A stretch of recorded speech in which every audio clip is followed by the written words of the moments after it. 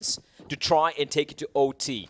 And for G2, now is when they just choke them out. Now is when they shut it down, and they're going to be going for a fast play towards B, and once more, Jax will be asked to answer the call of duty.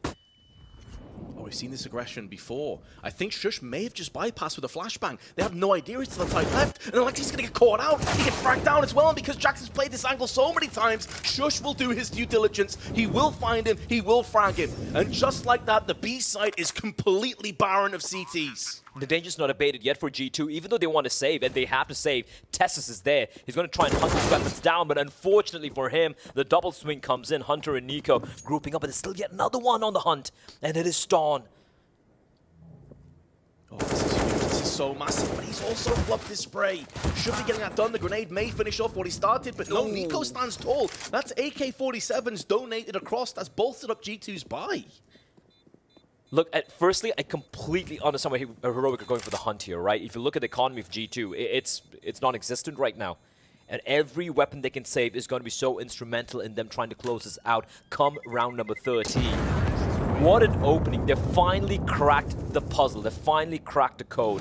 A massive 2K from Shush, finding Alexi B with his pants down, not expecting, as you pointed out, Vince, for him to be so very close by. And then he immediately spins around and looks at the direction of the pillars where Jax has been there time and time and time again.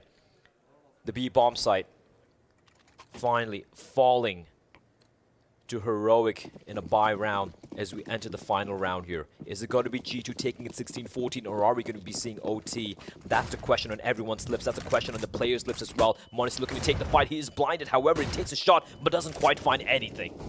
Not fully punished, though. Only tanked down to 74, so he doesn't get fragged out. Imagine he loses his life that early in the round. That could have been the curtain coming down and taking us to OT. Heroic in the meanwhile, though, going to make the most of this momentary weakness. A grenade up and over, doing significant damage. Actually, it doesn't. Lands the wrong side of the wall. Tessus can count himself lucky. And now we're seeing some desperation nades being tossed out. Flashbang up and over. They block each other. But Caden at least makes the most of that. Tess is blinded, desperately trying to get the hell out of there. But his IGL stands his ground. And now it could be another PK. Nico gets pop flashed in. But Cadian can escape. Good smoke there to try and reclaim back control of short. Losing this would be quite problematic, and Nico's pushing very, very deep. He's trapped in the corner. He reads it to perfection. He knows if anyone's pushing aggressively right now, the Molotov's keeping them at bay, and that is a headshot angle. The P to 50, it drops Nico. Now player advantage here for Heroic. And look at the lure coming in towards the B bomb site as well. They're pushing, they're poking and prodding both the extremities of the map. You can see Refresh making a lot of noise, drawing out the rotation. There's no one at the B bomb site, Vince. Nobody in the B-bomb site, and Refresh is keeping them busy. Jax now will show his hand with a FAMAS. There's one. Can keep alive in the generator. 23 seconds to play with KD misses his shot, but Refresh is nullifying the rest of the CTs. And Alexi, with just an SMG by his side, has to go above and beyond, has to become a hero, but there's no fairy tale ending just yet. Overtime is coming right up. Nice fucking choke. Did he say let's fucking choke? Oh, sorry. F-bomb. I dropped it. Whoops. Whoopsie. But he said it first. It's fine. Okay. All right. Heroic. I don't even know how they managed to bring this one back. I really thought G2 had this one in the back. They had such a stranglehold in CD's side, but Heroic finally cracking open the code of the B bombs at the previous round, and that was such a good round. The Refresh trying his best to sell the fake towards A, and not just selling the fake, Vince, he actually gets the kill as well onto the A bombs, and suddenly all the pressure is on to Jax, again doing his best with the FAMAS to get a kill. But then Alexi B at the end, 1v3, MP9 in hand, not much he could do. OT, here we go. And you know what? That's what I want to see. A game like this with G2 and Heroic, I want to see more than 30 rounds. Everyone wants to see more than 30 rounds here, except maybe not G2, because they did have that point for a couple of opportunities there. And here we go. Everything gets reset again, ladies and gentlemen. F5 have been pressed. The rifles are out for both the sides. Monacy, once more, looking to be the difference maker. And Heroic, exerting a little bit of presence towards both the extremities of the map. You can see Shush over there slowly creeping up, trying to catch Jax.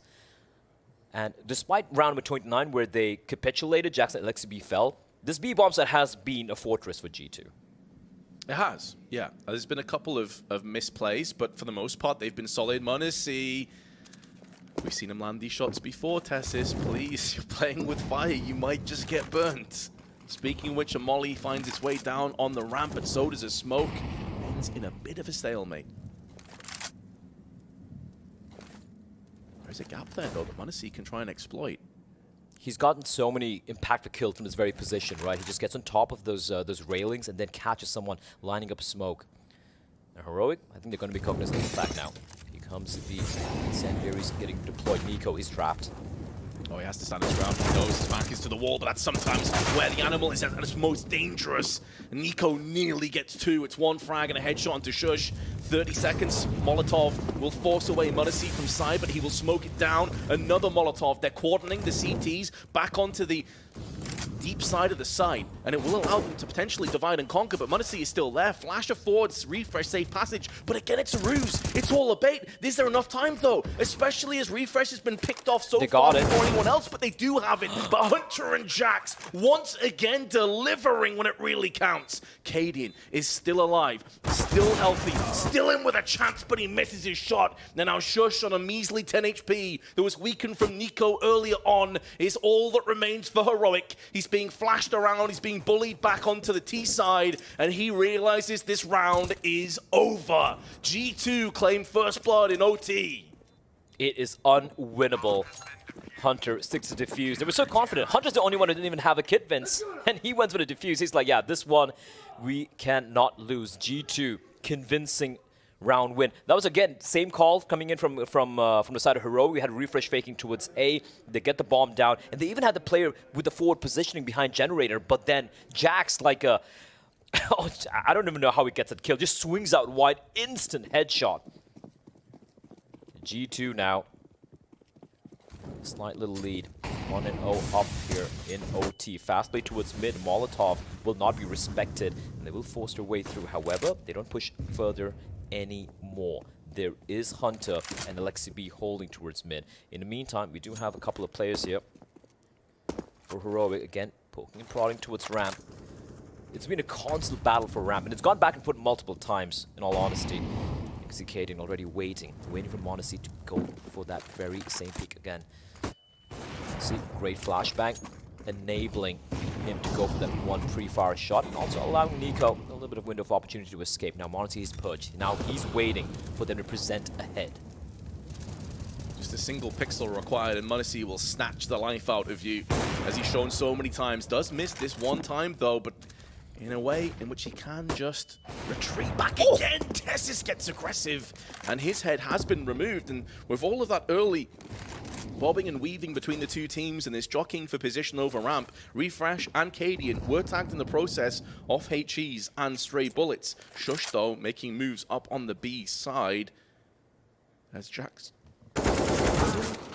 doesn't matter, still wins that trade. This Shadow betrays Jackson, he still comes out ahead. A player that's come under so much scrutiny over the years, but he's having one hell of a performance here when it really counts. And with 25 seconds left on the clock, G2 may have the two-player advantage, but Heroic still have opportunities. Refresh through the smoke, perforates Nico, eviscerates him out of the round, but now the player around the corner of Hunter is going to show his hand, and the A1S will sing victory once more. Again, time betraying them. They had to make a little bit of haste. They deployed the smokes, but the positioning there, right? Nico and Hunter. Sure, they catch Hunter inside of the smoke, spamming away, but they weren't expecting the second player to be there. Hunter sealing the deal. 2 rounds.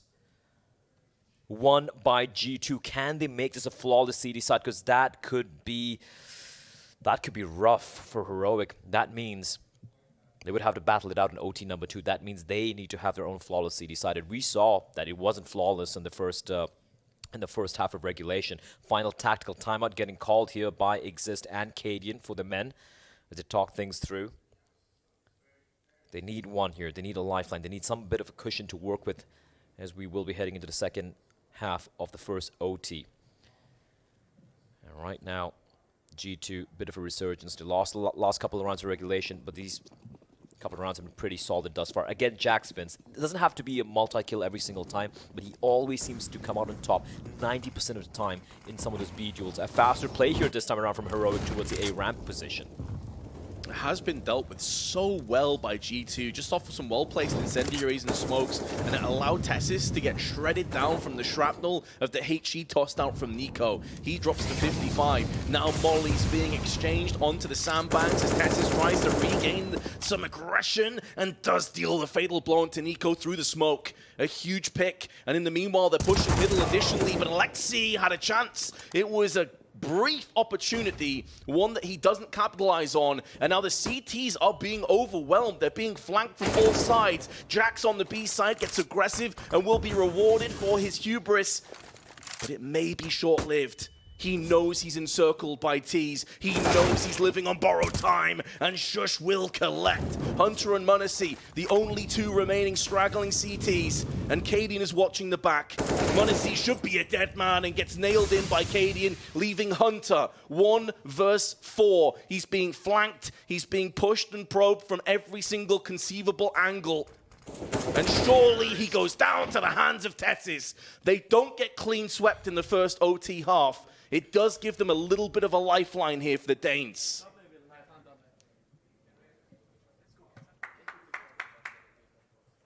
Great round from Heroic there, and we spoke about it. We said they needed this one round. They called the tag timeout, going for the eventual hit towards the B bombs. And this time wasn't an enemy, Vince. They had Oodles time to work with. They were able to encircle the B bomb side. Alexi B, the angle he held there towards mid, not exactly ideal, getting caught off guard. 2 players holding his position. And then Jax, he did his desperate best. He gets to 1 kill towards the B stairs. In that position, I kind of thought he might drop towards B stairs and just gamble the fight. Of course, he didn't know there's only one more player there, right? Yeah. But maybe take the gamble fight over there and play towards stairs. It would have enabled them to potentially maybe turn the round around, but could have, would have, should have. Here we go. Second half of OT number 1, G2 with a 1-round lead. And now they're going to be on the T side. And they come charging straight out mid, and Ston will find Jax. Jax is running through the flames, hoping to catch CT off guard. Ston, his crosshair was trained on him. He didn't budge. Monacy, though, looking to find Cadian. But Cadian, he finds a kill, but he will be traded. The trades are fast and furious, and Heroic are coming out on top. They are Alexi's last man standing, and he's way back to spawn. Even damage exchange pretty much between him and Stown, and that is not a good enough engagement on the side of G2. They needed a clean kill to get them back into this one. Instead, though, it's looking good for Heroic to tie us up. Alexi about to get fragged by Shush, and 17 apiece. It will rest. Keep in mind as well, Blair, that most of these rounds have gone the way of the CT side. So when it comes to this CT side Heroic, this is feasible now. They could even extend this. And to tie things up, right? They've tied things up perfectly once more. So despite having a rough start to the OT on the T side, right now, I'd say Heroic, they might even be in the driver's seat. And G2, what can they do? Oh, it'd be heartbreaking for G2 to lose again in OT, Vince. Remember the game we had yesterday against Na'Vi as well, how close that was. Now Heroic. Ston, so lucky to stay alive. Monacy, very capable of hitting shots like that. A bit of a wild duel towards the smoke. Tessis finds one. Oh, the second departing gift as Nico tries to retreat, but the nade lands in his back pocket. Oh, that is so massive if you're Heroic right now. And Nico having a bit of an uncharacteristic slow game. 46 ADR. 17 kills, bottom of the scoreboard. How often can you say that about Nico? That is so rare, right? And Jax, the timing. I love this from Heroic. They have a 2-man advantage, and yet the re-aggression coming out here towards mid, refresh, clearing out all the usual angles. He could head on towards ladder, but even if he comes out from T-spawn, that's huge. A little bit of a cheeky run boost, but Heroic in a 5 versus 3, they know there's no need to face ahead aggressively. They know they can just keep delaying G2, utilize the weaponry you have, and you can see the player slowly peeling back.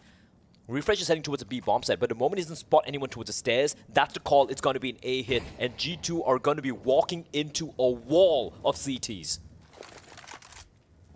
And this wall doesn't look like it's going to budge. Sledgehammers need to be brought out. Get the drills out, G2.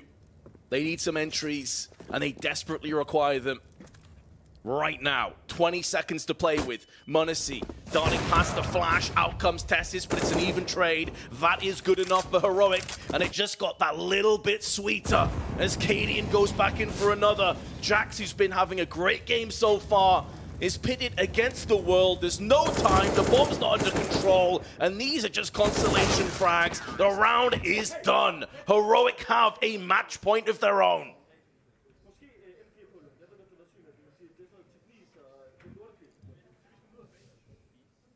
What a turnaround it's been.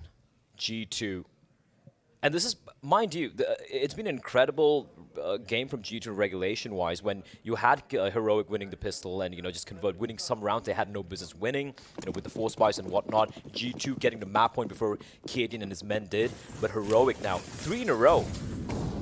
It was 17 and 15. Blink and you miss it. Heroic now firmly in the driver's seat. And look at buy bins. It is not great at all for the side of G2.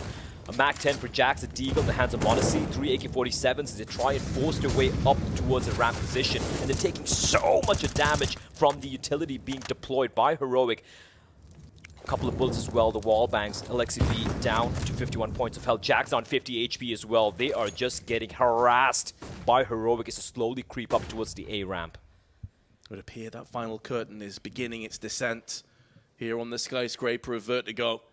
It's down to G2 if they want to cut it short and wrap Heroic with it, get into a second OT. The aggression is forthcoming, flashes are back and forth, but the trade is good for the Danes. They go 2-1, and now Jax, Hunter, and Monacy have got to try and hold on to this, got to try and repel this push. Beautiful 1D from Monacy, but that's where his life will come to an abrupt end.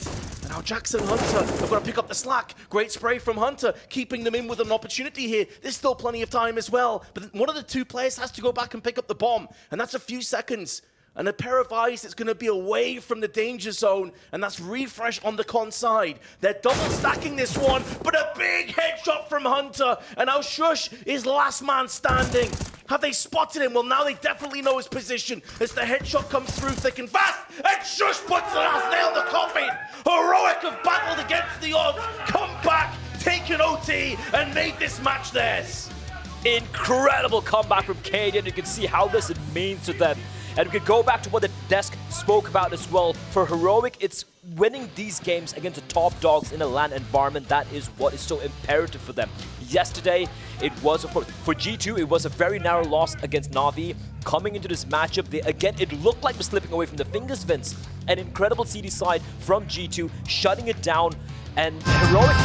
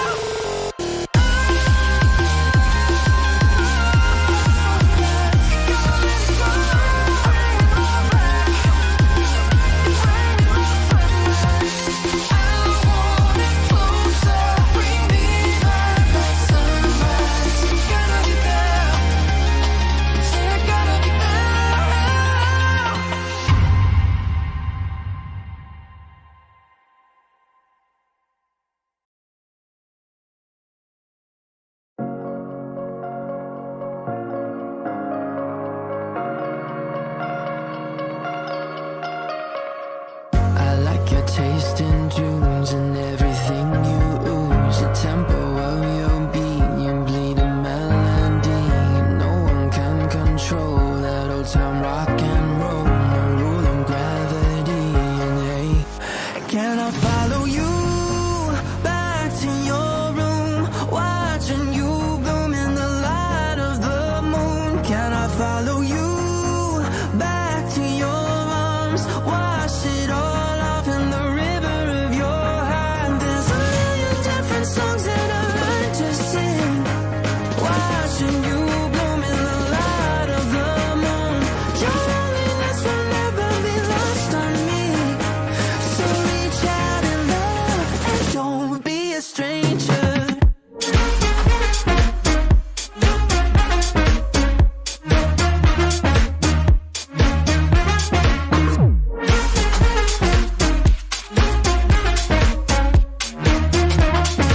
Don't be a stranger. Turn up the stereo, the sound is taking hold. You dance like no one sees, in private galaxies. The music of your soul, a symphony composed. Your words are wasted on me. Can I follow you back to your room, watching you bloom in the light of the moon? Can I follow you back to your arms, wash it all off in the river of your heart? There's a million different songs that I learned to sing, watching you bloom in the light of the moon. Your loneliness will never be lost on me, so reach out and love, don't be a stranger.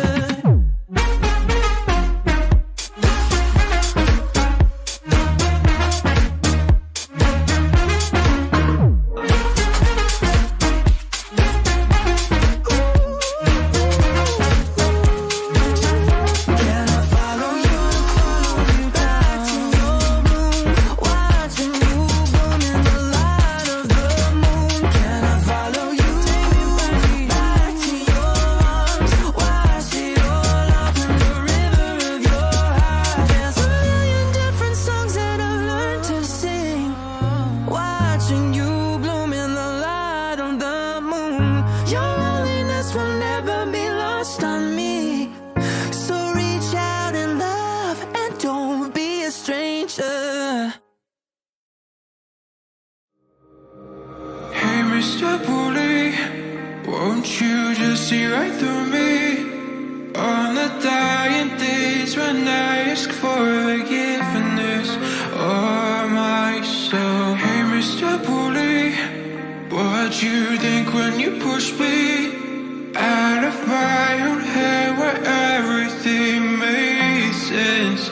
Breathing in the lies that keep me open from the truth that keeps me holding on to your loss. What do you think you'll find me when you destroy what is inside me? I'll carry on. Say it's over when no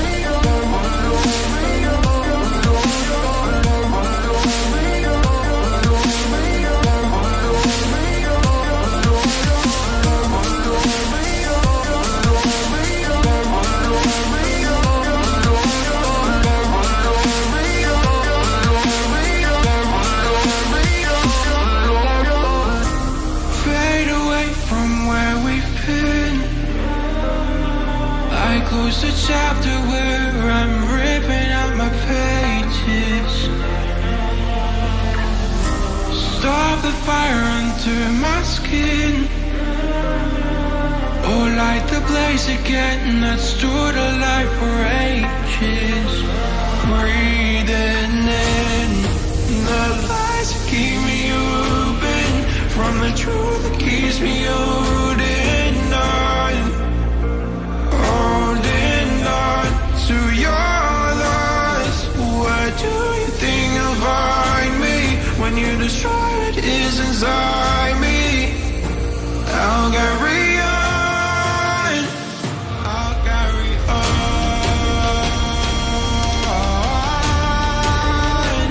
I'll carry on.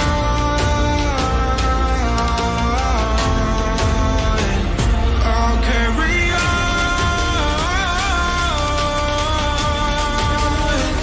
I'll carry on.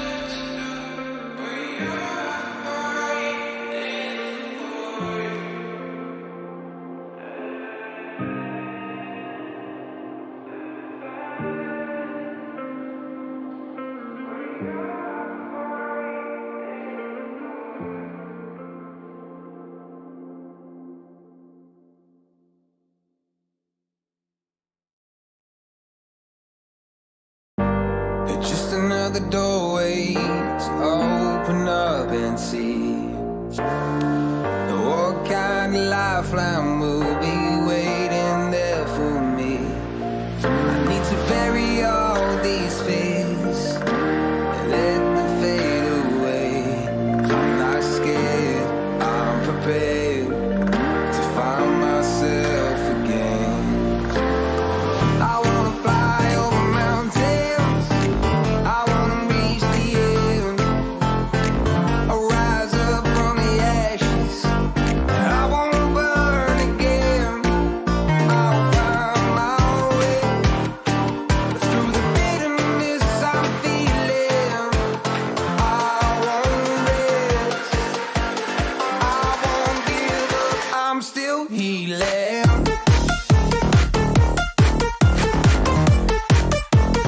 I'm still healing.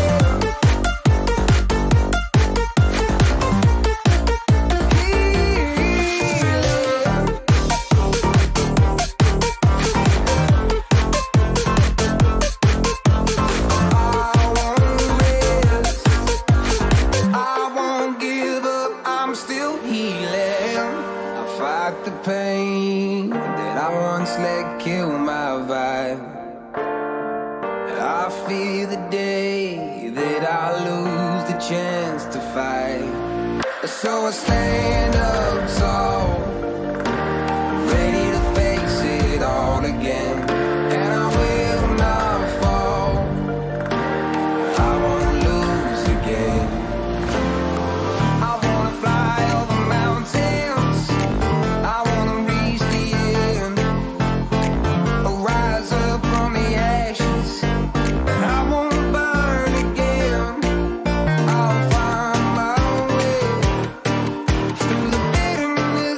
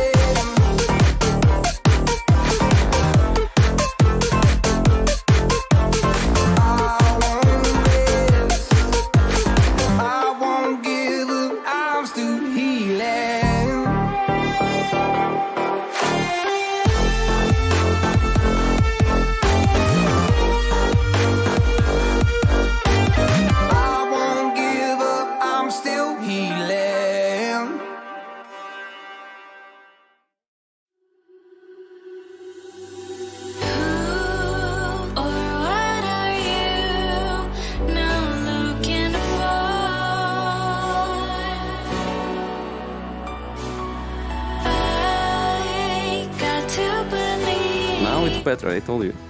Now it seems like a good trophy because it's a smart one. With the greatest of respect, stick to Counter-Strike. Is that okay? Can I send you off to practice? Okay. We need to add some. Sorry, I'm really sorry, but we need to add. It's like strike, counter, you know? It's like future. This is so we've got a new challenge now. We're literally designing a new game. Yes, that's why I told you. I like also. It's important. Can I also say? 2047. This strike counter is going to happen in 2047, and also by that point, Apex Legends is not going to be a 3-person game. It's going to be a 1-person game, and Axar is going to be the champion. 5-person game, but it's like A, X, 1, L, and E. It's like 5 different players. Boys, thank you so much for the trophy. Axar, I want you to sign this. Nafani, I would like you to work on your chess skills, and then maybe next major we'll have a play. Yeah, also we can think about like new game, not this one, but the next one, about like chess, Counter-Strike, Apex Legends, Dota 2 game. It will be MOBA game, but shooter. Seems like it's like the future, I told you. Okay, well, thank you so much for watching. I'm going to make a few calls. I'm going to make Strike Counter and all these other games happen. This man's a genius. We're going to go into business together.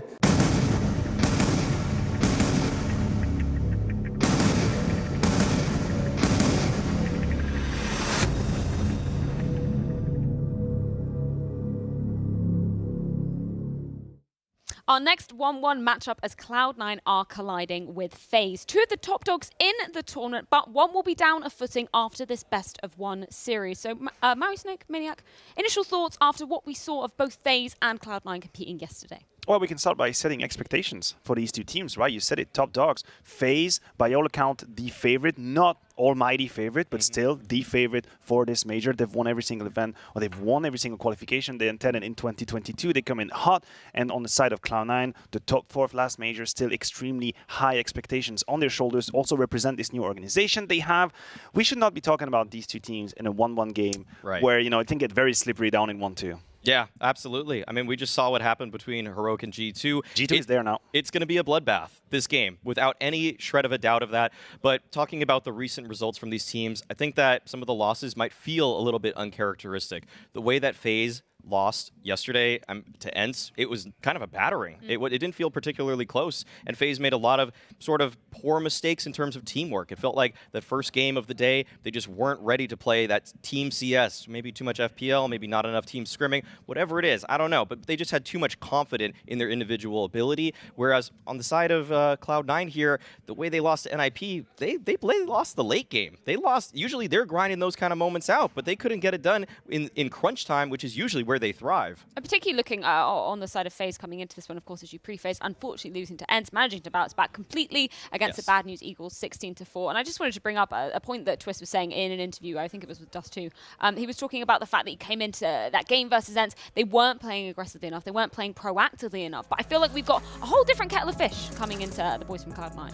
Yeah, definitely. I mean, stylistically, this is not going to be the same matchup for FaZe. If you struggled against the sheer aggression and the craziness on the side of ENCE, Cloud9 is not going to eat you with the same sauce. But I think the problem remains, if you are FaZe, and if there is any side of your unconscious that thinks the victory is going to come to you on its own because you are that good and because you are shining as an individual, you are wrong. And you're in for a very, very bad surprise. You still have to go ahead and win the game, actively making decisions, taking charge. What Kerrigan has been known for, what FaZe has been known for. If they are waiting for the victory, they'll be bad or in a bad position.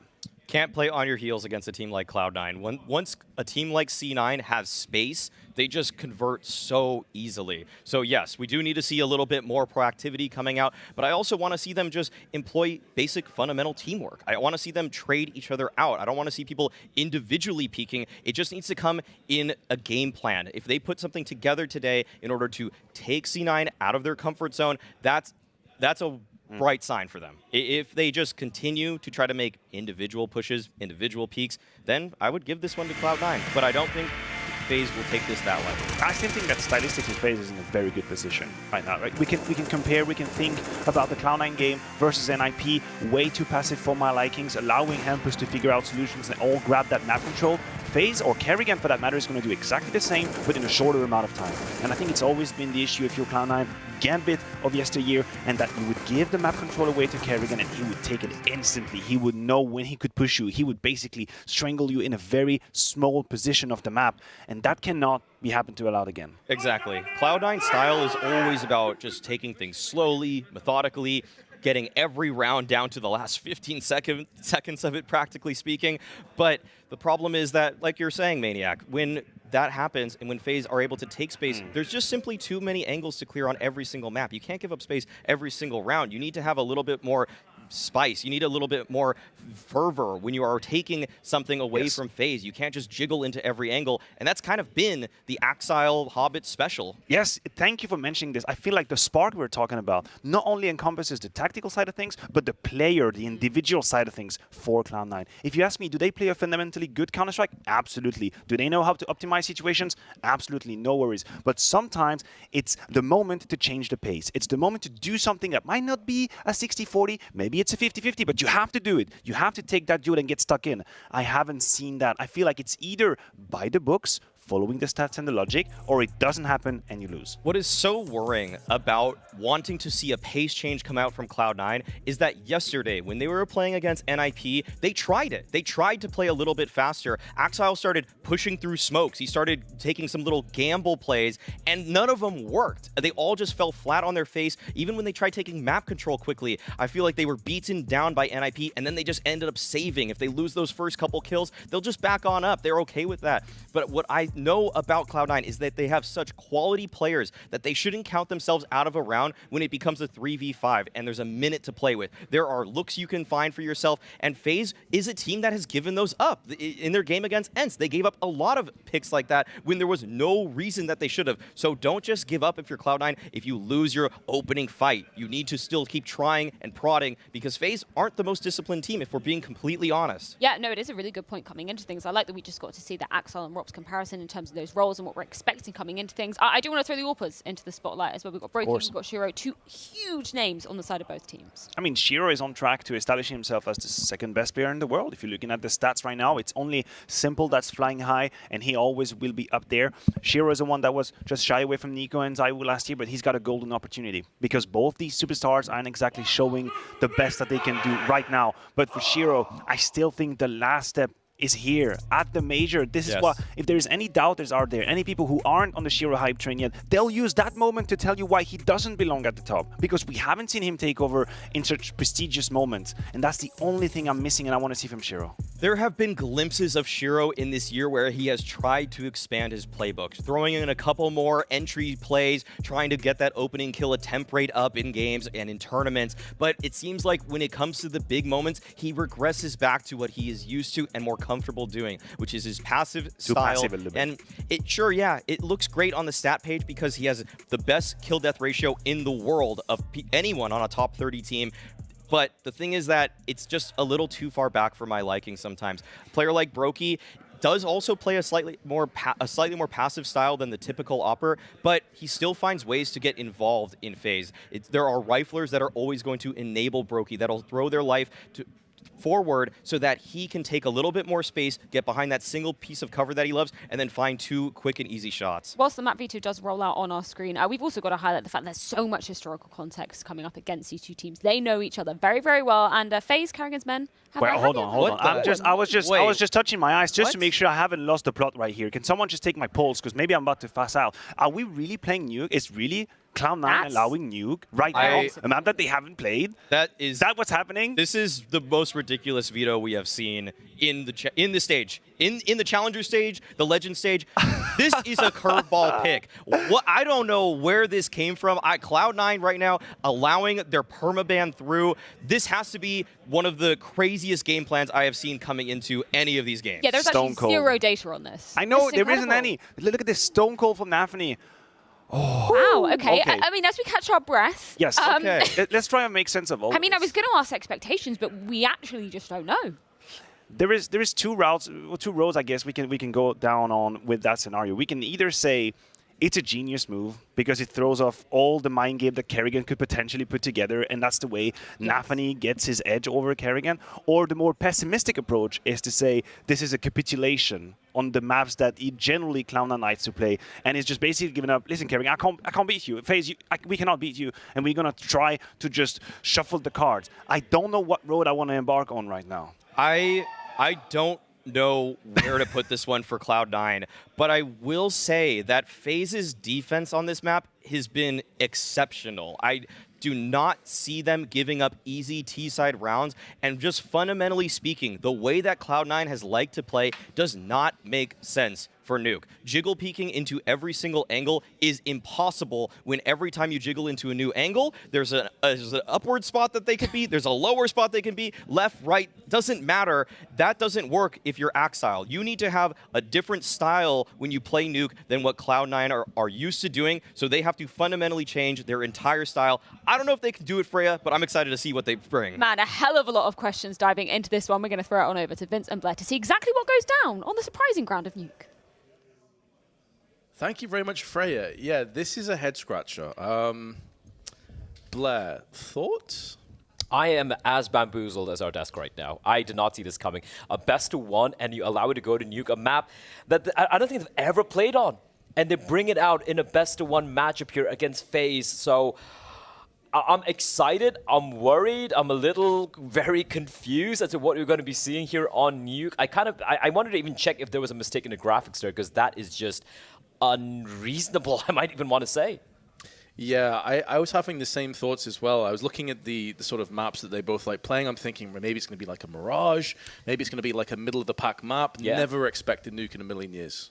Yeah, from FaZe, I'm kind of happy at the same time, because it's a map they, of course, do like to play, but at the same time, maybe a little bit worried, because this is definitely 100% a curveball being thrown in here by the boys in blue, Cloud9.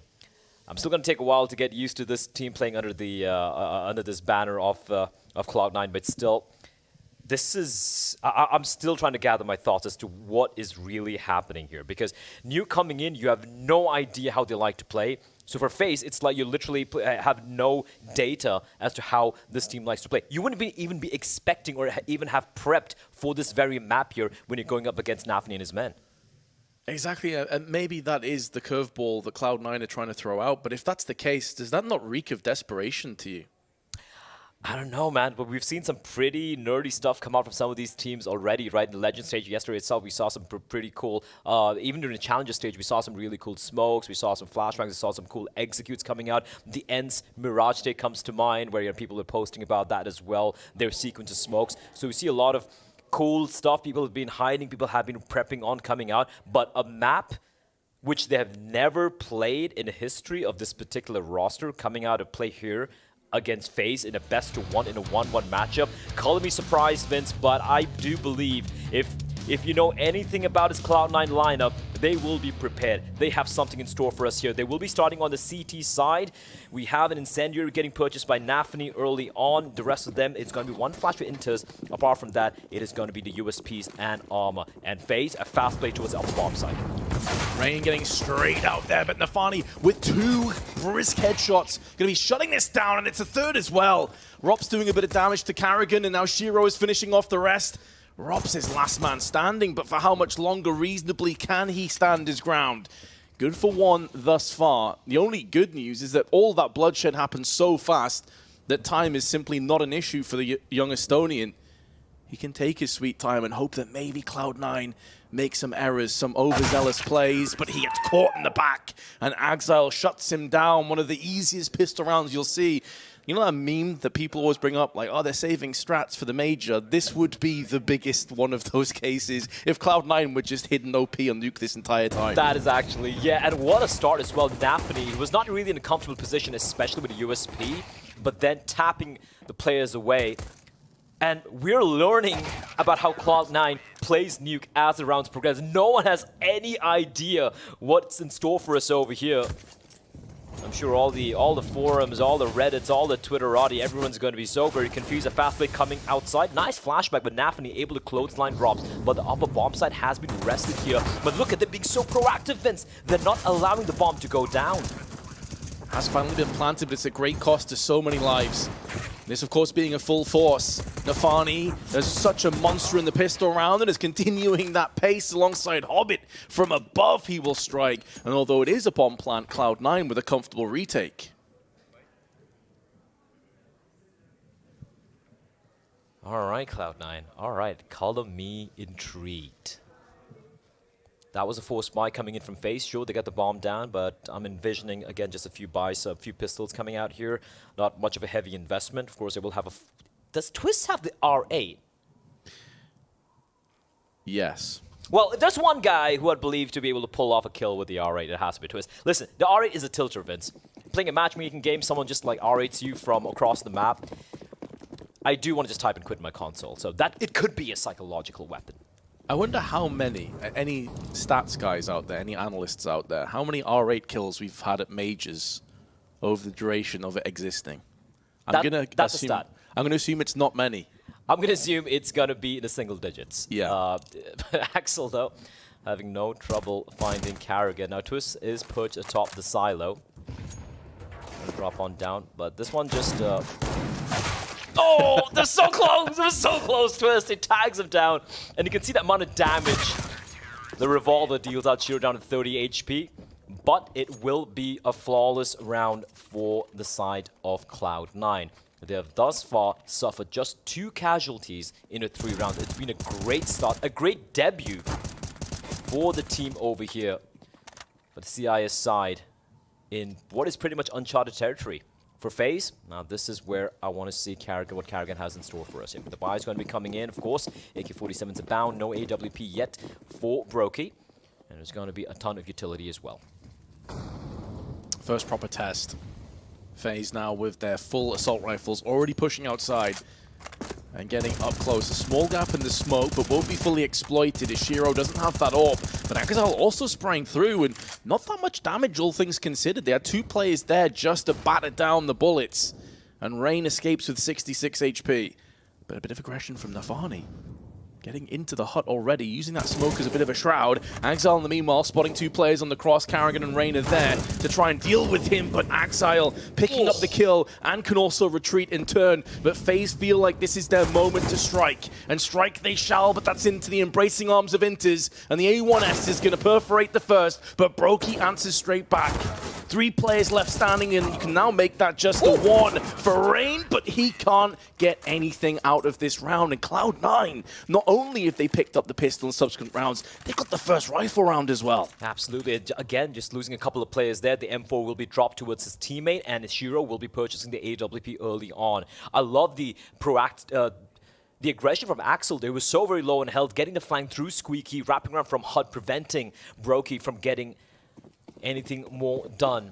FaZe back to just the pistols once more, and Cloud9 thus far a solid start here on what everyone just tuning in right now, probably very confused as to why Nuke is the map being played over here. But a great entry from Rain with a Tech 9 running and gunning, finds Inters, but a quick trade from Napany, and he's going to try and shut this down by his lonesome. Finds 2, but will eventually get taken down. Downhill drop, and 2 rifles have now been picked up. FaZe able to use them against the oncoming CTs. Replenishing the smoke on main, but Carrigan spammed down through the smoke of Axile. And just like that, the bomb has been dropped down. Brokey decides to pick it up and rush down to the B side, but Rops isn't there to help him. However, he could have the drop on Axile. Hobbit needs to stand fast. Rops will drop Axile. This is now a winnable round on the side of FaZe. Not only are they in a post plant, but both of their remaining players have rifles, have Kevlar, and are healthy. And Hobbit's too late with that HE. Brokey's already pieced out of there. And good post plant positions being assumed by both of the Ts. Hobbit and Shiro have their work cut out for them. They've got a bit of utility, though. Shiro with an incendiary and a couple of flashbangs, but now Rob's going to make moves. Can see the barrel of the gun around the silo, but can't finish him off. But Hobbit has gone down anyway. And now Shiro can't do much with the bomb so low to detonation. This round is going to go the way of FaZe. The pistols yielding so much in return. Such a FaZe round to win as well. Just the pistols get the opening over there. Great call to head on straight on down. Carrigan, Robs, Brokey, and Rain chipping in with a frag apiece. Robs, in fact, finishing it off and getting a 2K over there. And Cloud9 finally, they lose the very first round here. perhaps the very first round ever to be lost on the map of Nuke. But because of how solid the earlier rounds were, great lurk from Robs there. The moment he saw the C4 down, I think Hobbit called it out. You can see the player just running on into its secret. Rob's able to take him down. And when you have someone like Robs alive in a clutch scenario like that, you know it is going to be favoring FaZe. Buy will still be coming in for Cloud9. Pretty solid buy overall. Shiro still with the AWP as well. M4's abound with the rest of them. And they're going to switch things up here. Only Molotov being deployed towards the back of the bomb site. Nafny's blinded, but he doesn't have to be worried. He's got Intos on top of the HUD to ensure that no one's going to be pushing on out. So the captain will be fine for the time being. We have presence towards Secret as well. 2 players, in fact, Vince. That is interesting. Axel and Hobbit. The drop down towards Mini. The wraparound comes in, but Intos, he's good for 1. Varney off angle as well. This allows Inters to focus on the squeaky door.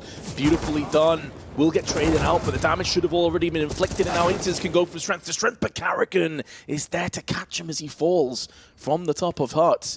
Only 2 players remain on FaZe, but they were able to pull off a 2v3 in the previous round under very different circumstances. And with a smoke on main, Hobbit may feel compelled to push that smoke, and push he shall, potentially all the way to victory. But Carrigan stands between them and that fate. Shiro up in heaven. The angle is difficult for Carrigan to attain, and he gets caught. Axal pushing into main, gets him unawares, and Cloud9 move to a dominant 5-1 lead.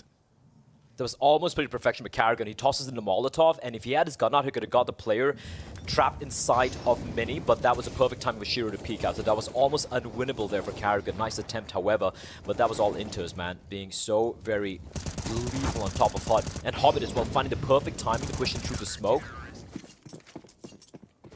Ensuring the man advantage doesn't spiral out of control. For FaZe, they will be able to eke out a pretty solid buy, all things considered. We have Carrigan taking 1 for the team, Galil in hands, just so we can afford a smoke and a couple of flashbangs.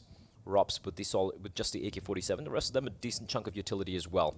You see the smokes getting deployed. A deep molly for a secret, gonna allow Rain a little bit of time to work with as he does look to try and get some map control here towards outside. For the Cloud9 setup right now, they just have 2 players towards the ramp position. You have Hobbit, who's now going to be dropping towards the lower part of the bomb, towards the lower bomb site. Shiro playing towards Hell with the AWP, and Axel stuck into the corner of Garage. They're not making any sound here, so he's just making sure no one pushes in towards Mini, but Secret is open for business for FaZe. So they can creep on down to towards the lower bomb site. They can have a lot of space to work with, and that is a huge find by Robs. Inters will be plucked. Remaining members, though, debating, do they go for the ramp area? Because there is a smoke right now still keeping them at bay right outside a trophy room, but they have so much room to work with and a man advantage as well. 40 seconds, though, on the clock. So for all the advantages that they may possess, time itself could be their undoing. And I think they're starting to realize that as they push into ramp. Now Shiro is here, Flash is good, forces him off the angle. Axal's position already compromised in Garage, but a lot of this comes down to Shiro. How many kills, if any, can he get? Oh, and he misses his chance. He's not fully punished for it, though. 15 seconds now. Shiro's missed 2 shots, and that will cost him and surely Cloud9 dearly as Twists goes in for a second. And with 8 seconds to play with, Nafani goes in for the post-plant, but unfortunately, it's too little too late, and FaZe double up their score tally. That looked a little hairy for FaZe. But when it comes to these crunch situations, 15 seconds on the clock, the kills goes their way.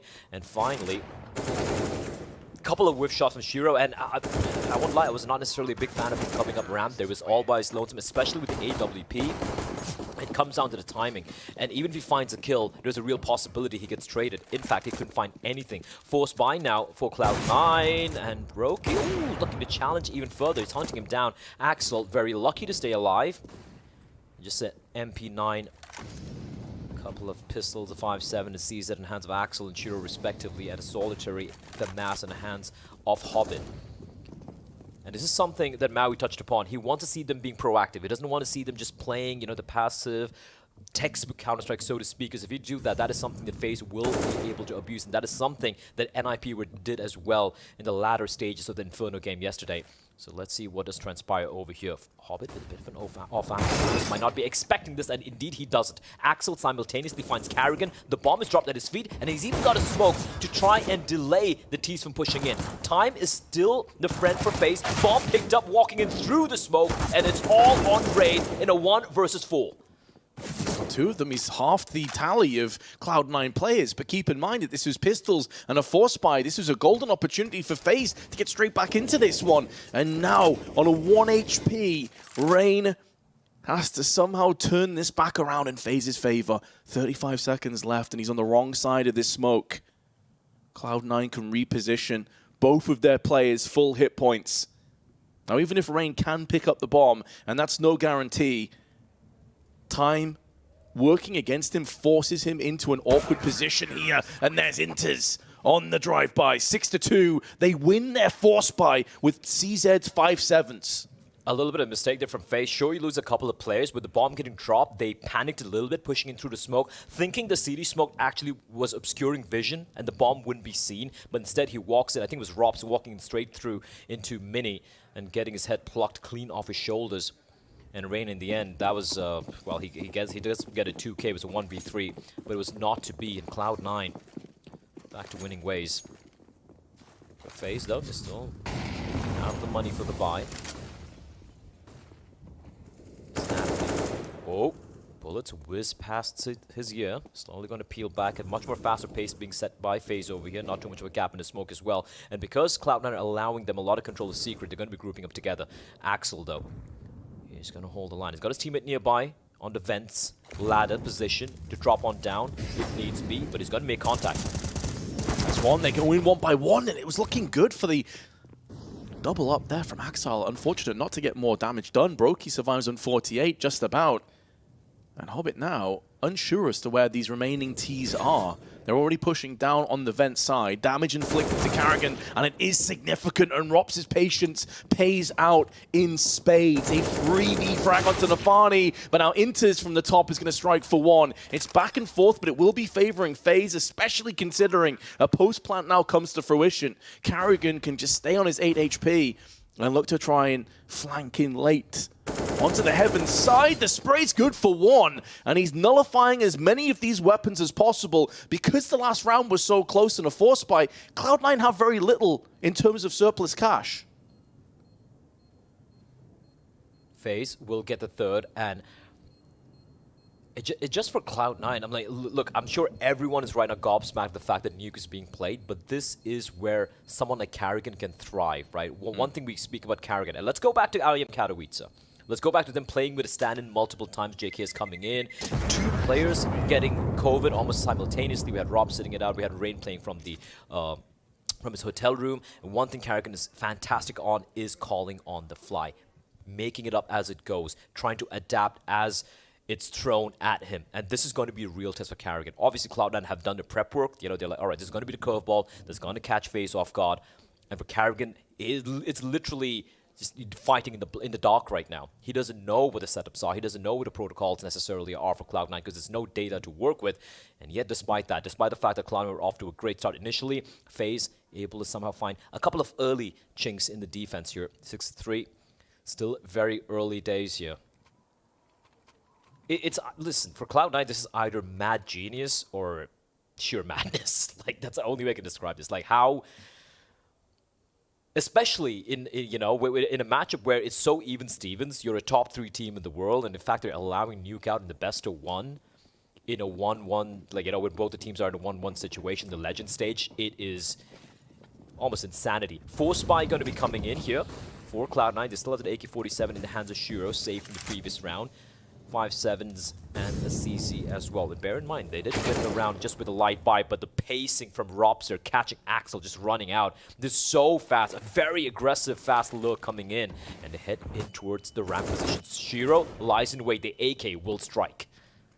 Very important kill, but Karrigan's already sneaking outside. He's getting around the back of the CTs while they're all focused down on the trophy room. This is where Karrigan can have so much impact, and Brokey has them locked in the other side. There's nowhere for them to go. The only downside is Inters maybe can get the drop, but he switches. A panic as he jumps into the air, but Karrigan decides not to go via ramp. Instead, he goes through heaven, but that's only as good as how long they can hold this bomb for. Karrigan's position now is entirely useless. The bomb was spilled in lobby, and Karrigan now has to do the long con all the way around the ramp side.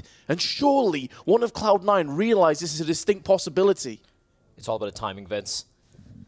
And now Karrigan may get the first player, but he can't get that mantle. Inters pivots round, takes his head clean off. But you could see what they were going for. There were so many cool little moving parts. But the second that bomb gets dropped in lobby, Karrigan's flank is entirely worthless. But that is something that Cloud9 needed to do, right? There was obviously an avenue for Karrigan to wrap around all the way from outside towards hell and then make his way towards heavens and head back towards ramp because of the aggression that they were showing. It wasn't really a lobby crunch per se. It was more about a heavy lobby and, stack alongside a little bit of a ramp aggression coming out. And the moment the dominoes started to fall, the trades were very, very solid indeed from Cloud9. And Karrigan, the look was great.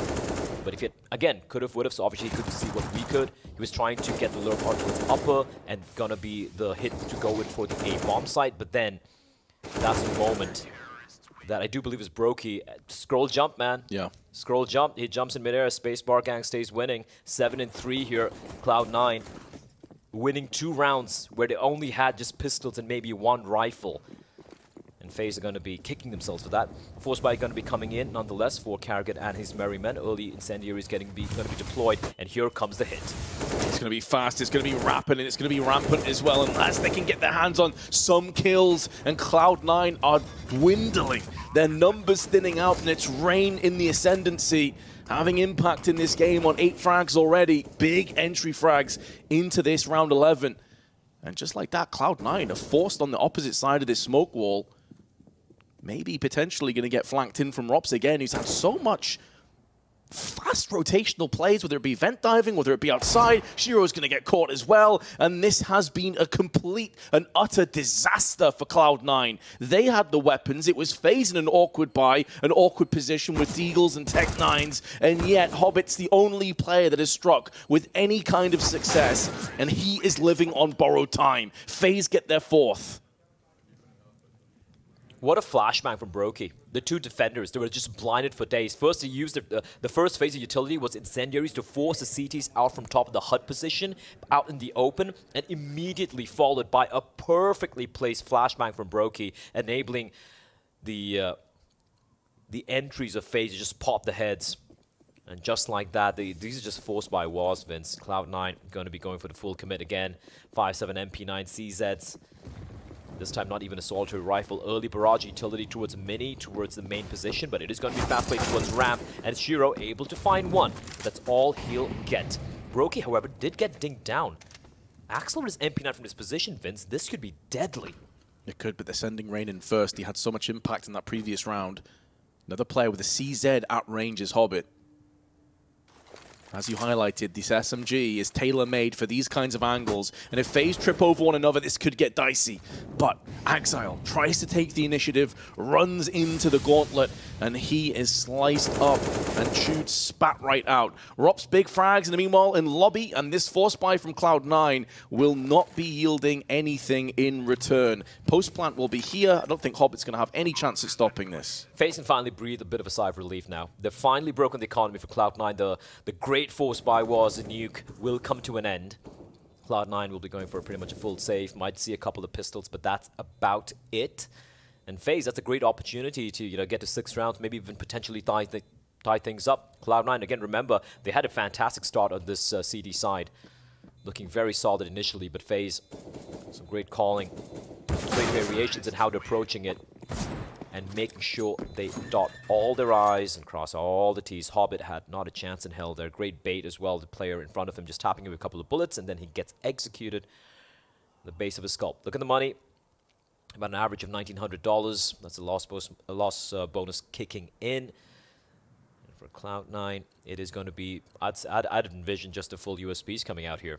For FaZe, though, have all the rifles, all the weaponry to work with. You can see the money's pretty solid as well as we do enter the dying embers of the first half. Rob's looking to take the lead. A full stack coming in towards outside. I've seen this a couple of times, but that means Rob's is going to be walking out just dry, and they know the A-bomb side is open for business. It should be round number 6. This should be an easy round. Yeah, they're going to have a very good read of the situation here, FaZe, so they're going to know it's going to be some kind of cheesy, potentially gimmicky stack with USPs, and the rest should fall into place. A bit of damage done to Brokey, down to 6 HP, and the rest is a formality as Rain taps himself into a 4K, and FaZe have even the odds. We're 7-6 now in terms of score. Is it fair to say, though, Blair, with a team like Cloud9, that we don't know a great deal? By the way, as a side point, Stream B, their game just finished. Furia won 16-10 against Big. Maybe more of an expected result, considering Furia lost their last game. I did think I heard Maui scream of agony. Big losing a game there, but yeah, good showing coming out from Furia, because Big have looked very, very dangerous indeed, but it looks like it's been kind of like one-sided games thus far in the secondary stream. But yeah, I mean, we had a banger of a game earlier between Heroic and G2, and now we're having a bit of a head-scratcher of a game. Nuke, Cloud9 allowing it through. Here comes FaZe, utility at hand. And that means I do believe his Inter's playing on top of the hut. He's gonna be playing a game of hot potatoes right now. Inter's up on the hut again. He's had so many impactful frags, but Axel's gone down, and now Nafani has as well, and all of the defenders on A have been ripped apart. That site is as clean as you could ask for. And Cloud9 beginning to show some errors, beginning to show some cracks beneath the surface on their defense. And if we go back to almost all the rounds FaZe have won thus far, it's been like so many different variations, right? And that's the thing for Cloud9. Even though you might have something in store for us, you know, some cool setups and whatnot, you don't have enough of actual practice. I'm not talking just scrims. You might have some secret scrim partners and whatnot. You might be dry running stuff in an empty server. But if you don't have that actual experience under your belt when it comes to a map you've never played, it's going to be hard to just adapt on that, right? Especially against someone as experienced as Karrigan. You can see why FaZe, despite a bit of a rough start initially, despite losing 2 rounds against just the Pistols, the rounds are winning are looking very, very convincing. There were 3 CTs on the upper bomb side. They got absolutely domed on. Inter's even using a smoke on top of the hut to kind of neutralize the incendiaries. But FaZe, just great protocols, knowing exactly which angles to hold. Even a CT at the back of the bomb side. FaZe are using the smokes against Cloud9. Able to somehow dissect that defense. And his upper bomb side, it's just getting... The holes getting poked in. Another fast play coming out, perhaps? No, just a little bit of early barrage utility. CTs, though, they've opted to keep 3 players. And we have one player, that is Axel, being very aggressive. But Rain, he seems to be aware of it. Yeah, he's the outside contingent, and he will be getting the frag. Actually, it's Twists. Okay. Twists from downtown on T-Spawn. Axel walks into 2 players, and he gets tag-teamed out of the last round of the half.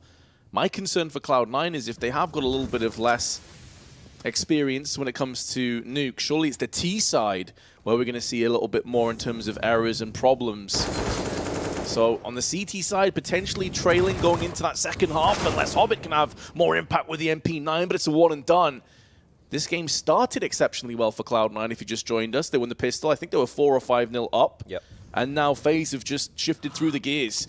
Now maybe Brokey could be bested from the hut, but again, Inters is going to fall by the wayside, and Brokey doubles up. FaZe will lead going through into the second half. Yeah, FaZe looking so much better than initially here. They seem to figure it out. You could see some of the some really cool executes coming out as well onto the upper bomb side. Different variations as well. And despite Cloud9 attempting to adapt, Karrigan just a step ahead of them, right? If you look at, I think it was around 12, 13, 14. I'd love to like just go back and just rewatch a demo and just see how clean some of those takes were from FaZe. And Cloud9 left a little bit floundering in the latter stages of the first half, Vince. And even the rounds they won, again, just reminding everyone that those were some feisty rounds with the pistols, with the 4 spies being won. When it comes to just buy versus buy rounds, full buy versus full buy rounds, FaZe have come out on top 7 times out of 10. But here we go. Cloud9. If they do have something in store for us here, this is where I want to see it on the T side of Nuke. smoke and flash, but it's all about outside control, and they're trying to do their best to get that as fast as possible. They rush down into secret, there's no smokes or flashes to precede that peak, and they're looking for engagements at range of the P250 in the hands of Shiro. We saw yesterday just how good he is with that gun, but it's Nafani that picks up the first in the round. Hobbit should be a freebie, but Baroki misses out on that opportunity, and that will open up business down on the vent side as well. So Cloud9 also looking for that shank. Rops needs to tread very carefully, otherwise Hobbit will have him. They haven't still got control of the bomb side though. Vince is still taking the sweet time. They're still going to allow a couple of members here to creep on down, and Carrigan in perfect position to shut this one down. Bomb's been dropped down on the side again, and it's Shiro Twist though. Oh, Twists! Those are some slick headshots, and the bomb now is no longer under control. This round is up for debate. It was looking like Cloud9 had this. It was a 3v5, and now Rops has already done significant damage to Hobbit as he limps across with 6 HP. They still need to retrieve the bomb here, though, Blair. Such an uncomfortable position. Hobbit making his way up, and Rops, he had the read. And now, a dangerous game of chess between Rops and Hobbit. They just let go of the bomb, by the way. They're just like, screw it. We're just gonna try and battle it out together. Not be predictable. Hobbit walks straight into Rops' crosshair, and all of a sudden, how the tables have turned, Vince. It's all that enters in a 1v2. Couple of bullets go astray. He's still in with a chance, trying to flick to the heads as Rops comes out and will seal the deal. A 3v5, but Twists take a bow. That second shot in particular was disgusting downstairs on B. The magnificent Van Dalken. Look at his shot. Oh my, just some clean stuff. This one, that is just pure filth. And then Rops. He just comes in. He just reads it so well. He knows what Hobbit might get up to. He didn't even commit to that fight at the bottom of the bombs, just next to the vents, in the vents room. Instead, he fades away, heads on back up, and enters left in an unwinnable situation. The 1v2, time running out, getting pincered from both sides.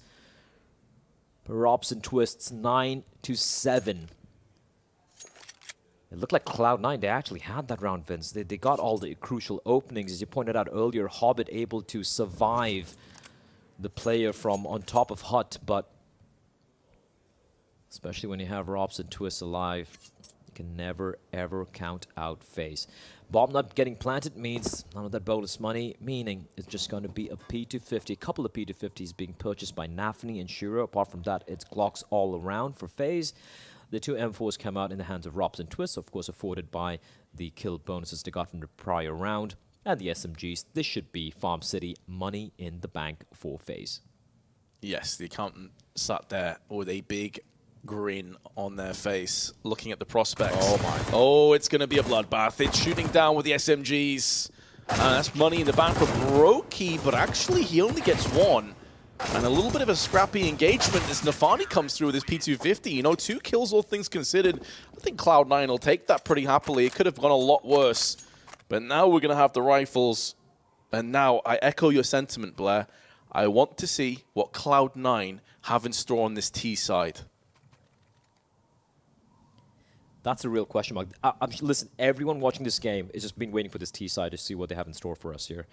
It was such a huge gamble to allow Nuke through. And if you don't have the right protocols, if you don't have... But that's the thing, even if you had the prep book on this map, this is a map that FaZe, they'd be more than happy to play against some of the best teams in the world. So it's not just about prep book, it's about how well drilled you are when it comes to the map. And Nuke is not an easy map. Now, Rain hasn't seen any of the players cross on over, but knowing that there is a bit of a hole there, Brokey using his nade early on to just blow apart one of the squeaky double doors. That is surely going to catch them off guard, though. Because there was no smoke wall outside. The player that was watching did not spot either player through. This could completely lull FaZe into a false sense of security. But this is the play here from FaZe. They have no information right now. Carrigan going to be pushing at Hut a little bit. They might aggress in to try and find some information. But even if they do, the fact that 2 players are already downstairs and there's no one in the lower bomb site, literally no one, but the timing is perfection. That is brilliant from Carrigan. Having no information, they feel very uncomfortable. They flash on in and Carrigan, he finds a kill. They still don't have any control of the lower bomb site, mind you. But at least they have man advantage, and Rops can shut this one down all by his lonesome. Oh, they bait them in, and Rops will finish off what Brokey started. That's the bomb. And that's the bomb drop down, but now Hobbit's position comes to the forefront. He should be getting the drop. They have no idea his current location, and now they've realized, and it's going to cost Rops his life. 2-on-3. Time. Time is also an enemy of Cloud9. Keep in mind, this was a bonus round on a couple of players. They had MP9s. They did not have their full assortment of weaponry with 15 seconds to go. Beautiful frag from Hobbit, but he has to just rush straight towards the side. He does have a linchpin player, 10 but seconds. Twists is everything right now on FaZe. Just has to drop the bomb, and this round is done. FaZe will pick up an 11th, and Cloud9's first rifle round will yield very little in return. Oh, doesn't even have any weapons remaining. None of the weapons getting saved there for Cloud9. That was a play from FaZe. They had no eyes towards outside. Vince, you were absolutely correct there. They had no information, but then they were also cognizant of the fact that, okay, they have control of the secret. We have no information. We have no eyes as to where the other Ts are. And for the side of Cloud9, it was a C4 getting dropped. The bait play, Rops from above, delivering death. 11-7 now for FaZe, the lead by 4. It's going to be just the pistols here for the side of Cloud9. A few Deagles in hand, a Tech 9 for Axel. And I do see just a one smoke for Nafni.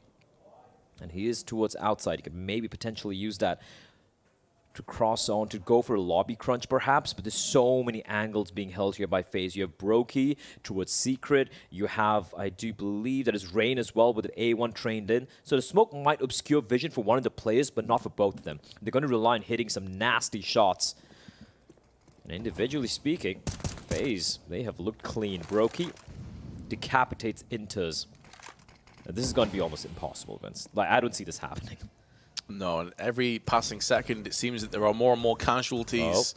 Maybe Hobbit point blank, but Brokey no-scopes him out of his boots and then goes one better onto Shiro. Exile and a Tech 9 are very slim pickings for Ops, who was on the flank, and 12-7 the scoreline. Cloud9 is still yet to get off the mark on their T-half. Yeah, clean stuff coming in from FaZe. And this is 9 in a row together for Carrigan and his men. Tactical timer, the second of this game getting called by Cloud9 as they need to talk things through, and they really need to. FaZe are running away with this one. If you look at the way the rounds are played out, Cloud9, I think it was like a 5-1, 6-2 scoreline. Initially, it was looking good, but ever since then, it's been FaZe all the way.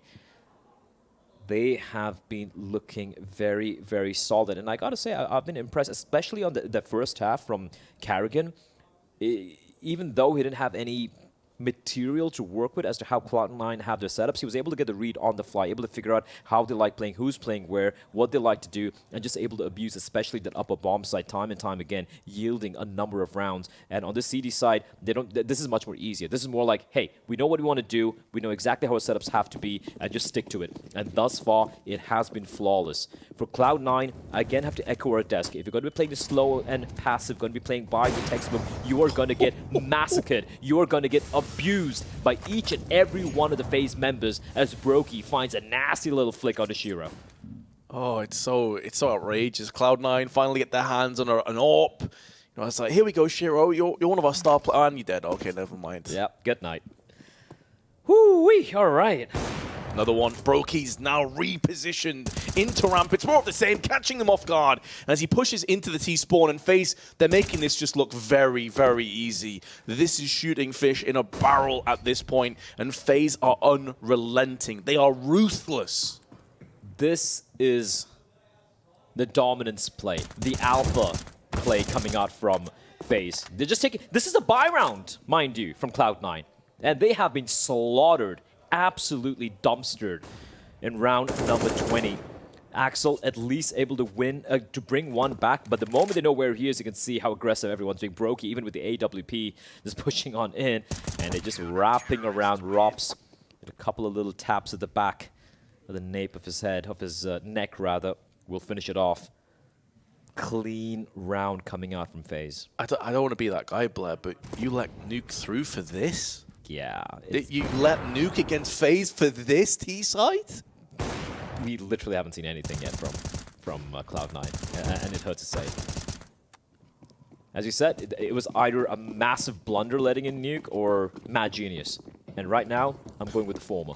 It has been a little flat here tapping away is Rain. Cross replacement perfect, but of course the wall will not allow the bullets to penetrate for the time being. You can see the smoke's getting deployed here though from Cloud9, so at least, you know, the wall smokes, but Rain doesn't respect any of that. He doesn't respect anyone right now. 2 kills again, Rain and Brokey, the 1-2 opening combo, and Brokey maybe getting a little too ahead of himself, getting really hyper-aggressive, getting caught off guard by Axel, but Rops is there, the contingency plan to take him down. 4 versus 2. FaZe are on fire, they're on a streak, and they're looking untouchable.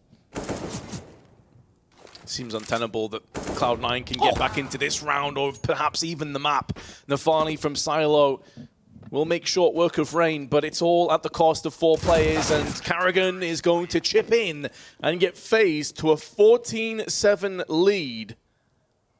This has been domination, and as you can see on your scoreboard, not only is it 6 rounds in a row on this CT side, but there was 5 preceding that to end off the first half. And also, keep in mind, Blair, there hasn't been a single bomb plant in any of these rounds either. It's not just been them winning. They've been stopping Cloud9 from even getting close. Oh, yeah, absolutely. It's been just dominant. And this curveball from Cloud9 has just gone travel all around the world, orbited the Earth, and come back and smack them on the back of the head. It's not worked out at all. And for FaZe, they have looked as fluid as that little cinematic switch. I love the cams from PGL. It's the only finesse that we've seen on this half for Cloud9 when they stood at spawn. And now with 3 Galils and Shiro with an AWP again. I want to see something, Blair. Like, please don't let this just be a blowout 16-7. Yeah.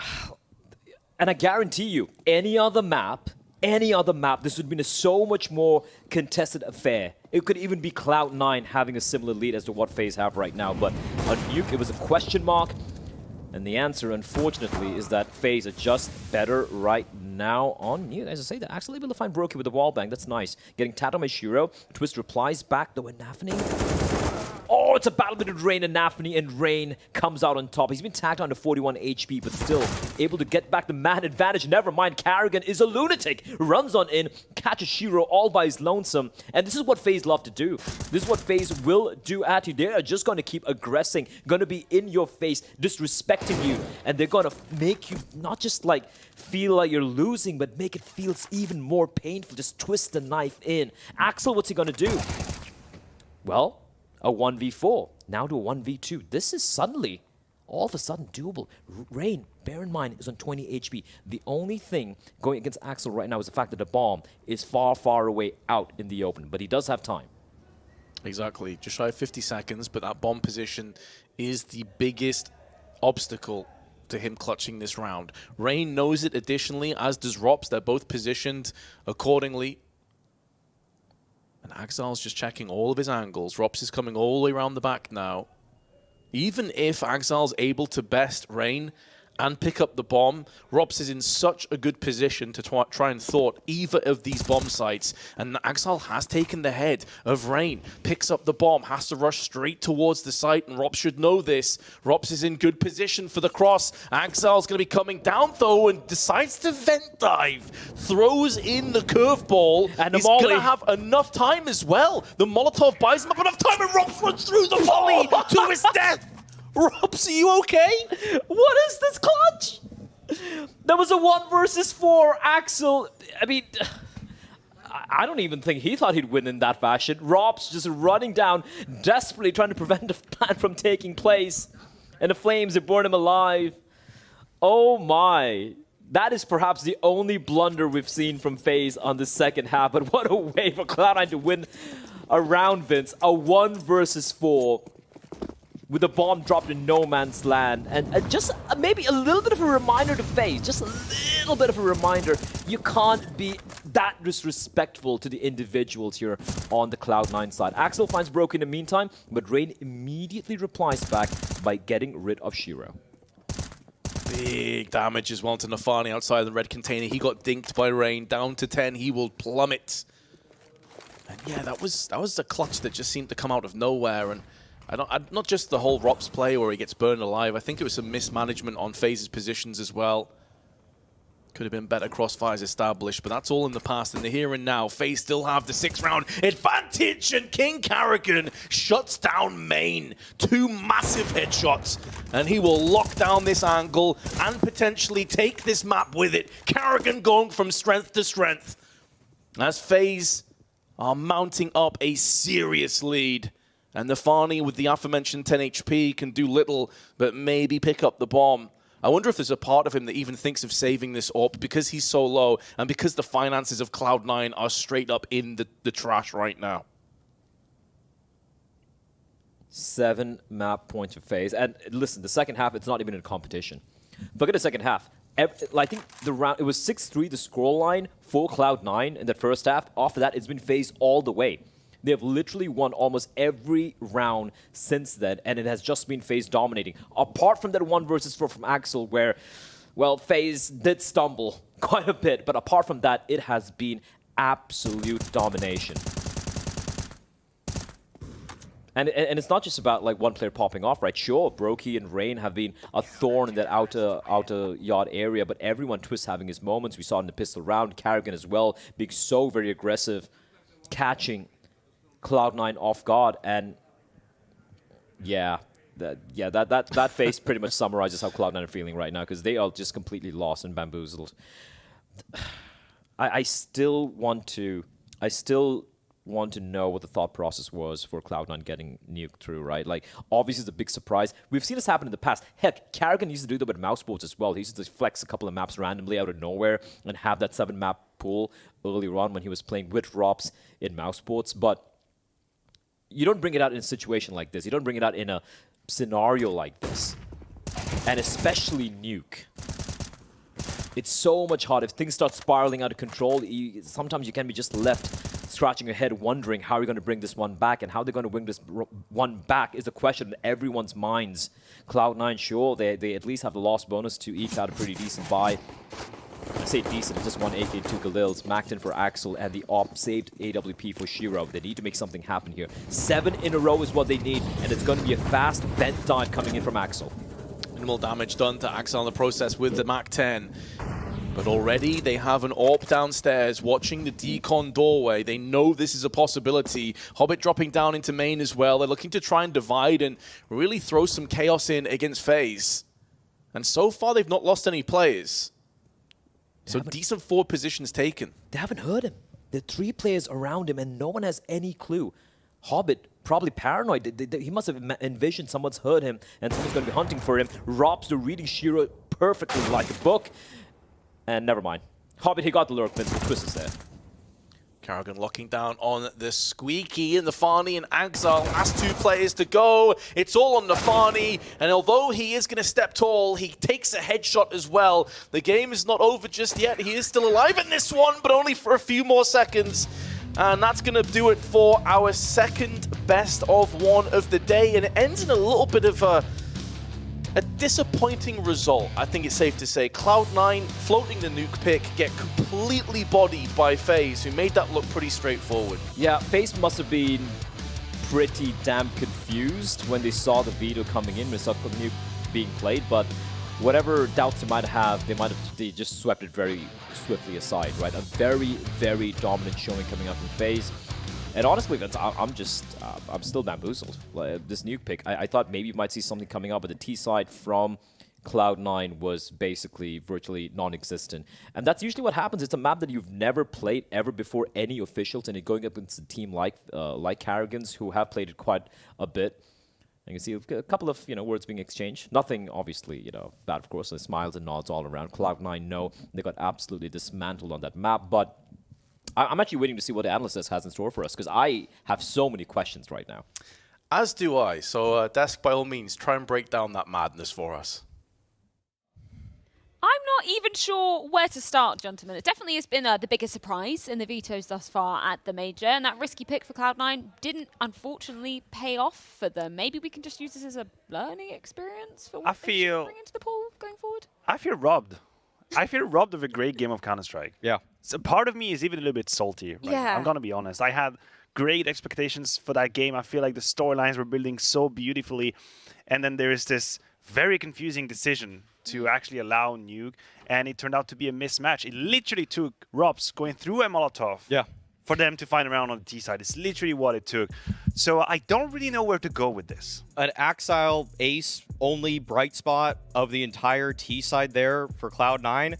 This was horrendous. This is one of the worst decisions I've seen in a veto in major history. Yeah. Vitality picked Overpass. This was really bad. Yeah, and Vitality did pick Overpass Even before. worse than that, Maniac. Even worse. No. To gamble into Nuke when you have never played it in an official as a leader, Kerrigan is living rent-free in Nafany's head. For him to do this is a moment of desperation. I can't believe what we just saw. They averaged two or less kills for the entire T side. That's horrible. Those were not good strategies. There was nothing strong that was prepared for them right there. I despise that T side from Cloud9. That was awful. If they think they need to win with veto tricks like that to make it through this major, I'm counting them out. I've had them as one of my picks going into this for a team that should be a dark horse, one of the ones that could win it all. I have no faith anymore. That veto was just terrible. I can't live with that. And it's the moment they choose to do it as well. Yeah. The fact that it's a 1-1 match, now they're 1-2, and we know that pool of teams down in those 1-2 matchups, that's literally their last lifeline. And it's the quality of the game you put forth then. I mean, you want to take that gamble, you want to take that route,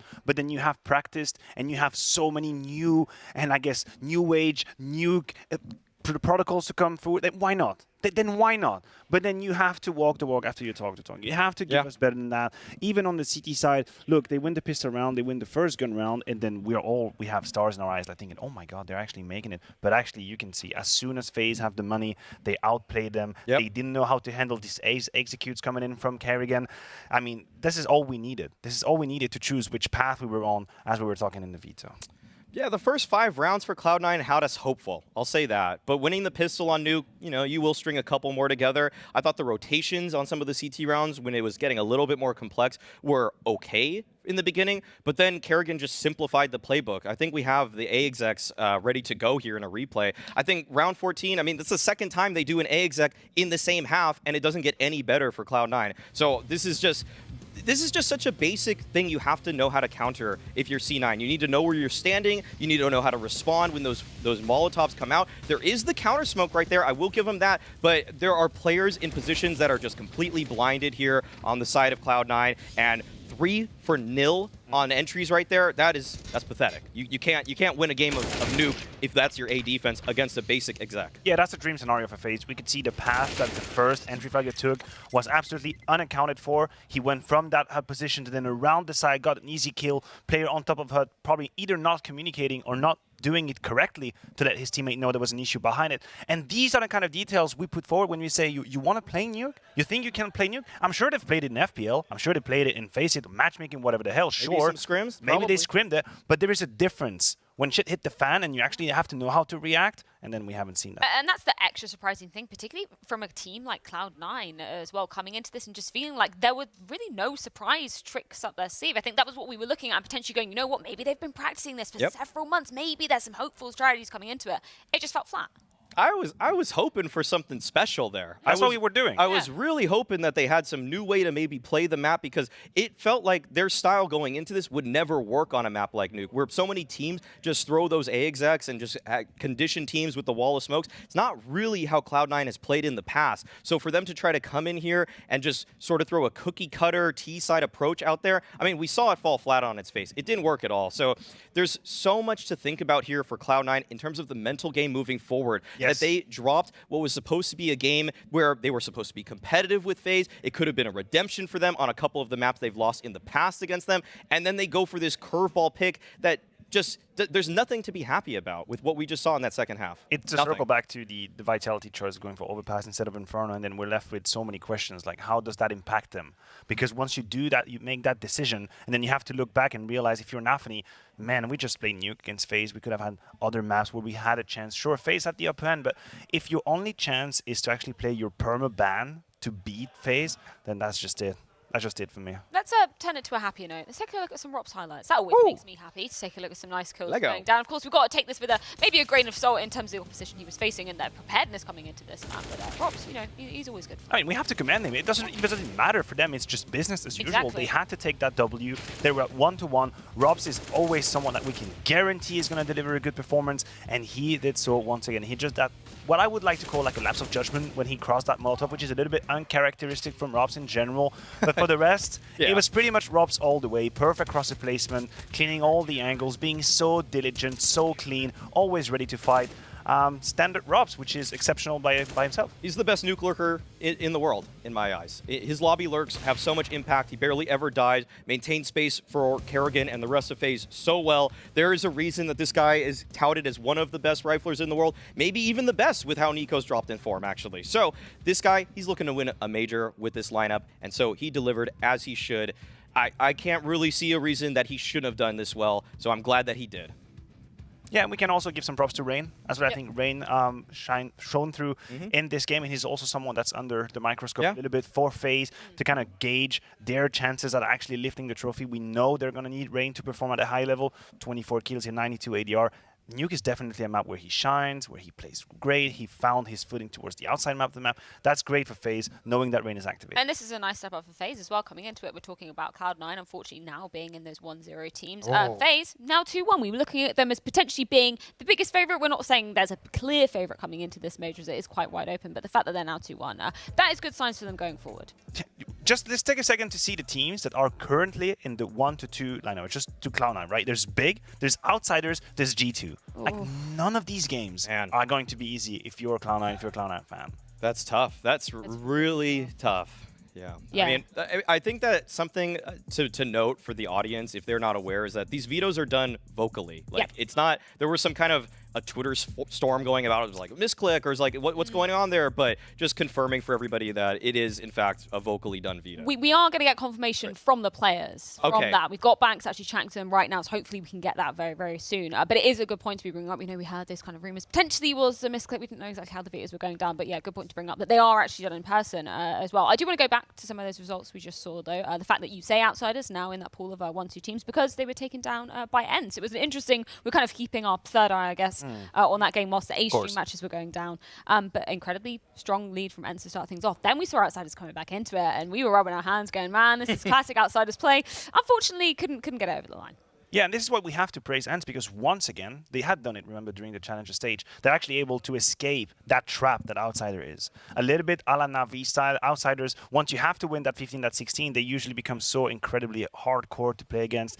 ENCE just put them to bed. They did so in the Challenger stage, did it again now, and Spix continues to rise. I mean, we talk about best rifles. I feel like his name has to be thrown in the ballot for 2022. Yeah, I think at this tournament, he's been easily one of the most impressive riflers. You throw him in with the ROPS types, with the Hunter types. I mean, and you have a guy that is, I don't even know if he's a star in the making. I think he is a bona fide star at this point. Yeah, and he's the reason that ENCE has found so much consistency in terms of firepower, because Snappy's always coming up with great game plans. Like, I got to give a big shout out to him, but I think that Spinks is a reason that their CT sides are always going to be vicious. Well, we did have a lot of questions about that map veto coming into that Cloud9 map we just saw, and hopefully Banks has got some answers for us from one of the players. I've got Cloud9's Hobbit with me as they fall to FaZe on this best of one, but you surprised us all with this nuke pick. What was going on there? You never play it. I mean, we played it on practice, and we got some plan, and you know, we really wanted to try something new. I mean, it's not the best of FaZe map, so we had the plan on CT side, not actually on T side. We planned to get more than 10 rounds as a CT side, and on T side we got some couple of rounds, but because we lost CT side, they just pushed us everywhere, and we couldn't do anything. But you must be feeling really confident, right, if you're going to take this risk, especially during the major, considering like the scoreline you have now? I mean, it's just, I mean, every game is very important, very, very important, and someday it should happen. Like, we need to get some risks, so all good. We have still a lot of chances to go through. I mean, best of 3 is like a bit different for sure, and yeah. And so in the best of threes, we're feeling full confident. But I want to quickly ask as well, preparation before the major, how did things go for you guys?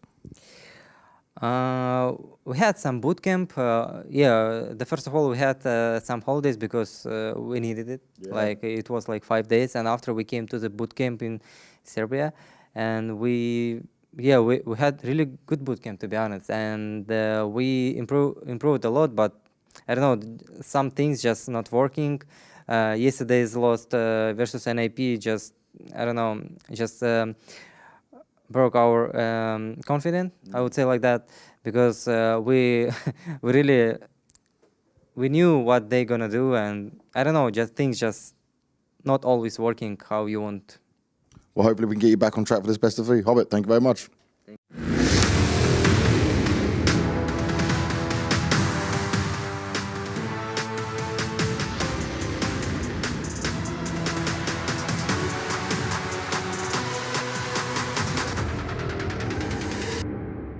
Esports is what we live and breathe.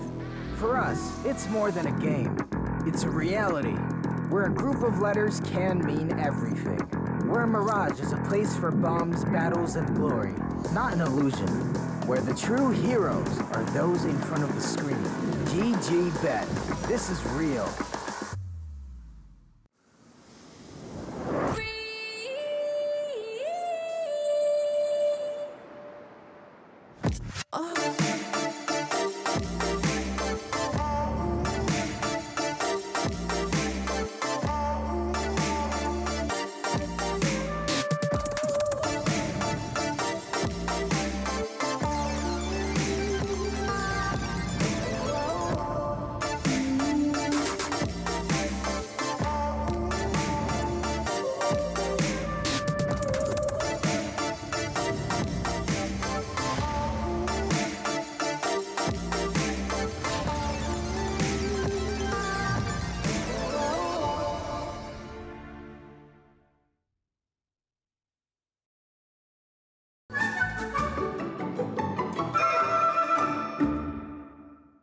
It is day one of the Legend stage here at the PGL Major, and I have grabbed someone who's gone 1-0 so far in a match against B&E. It's Roy from Copenhagen Flames.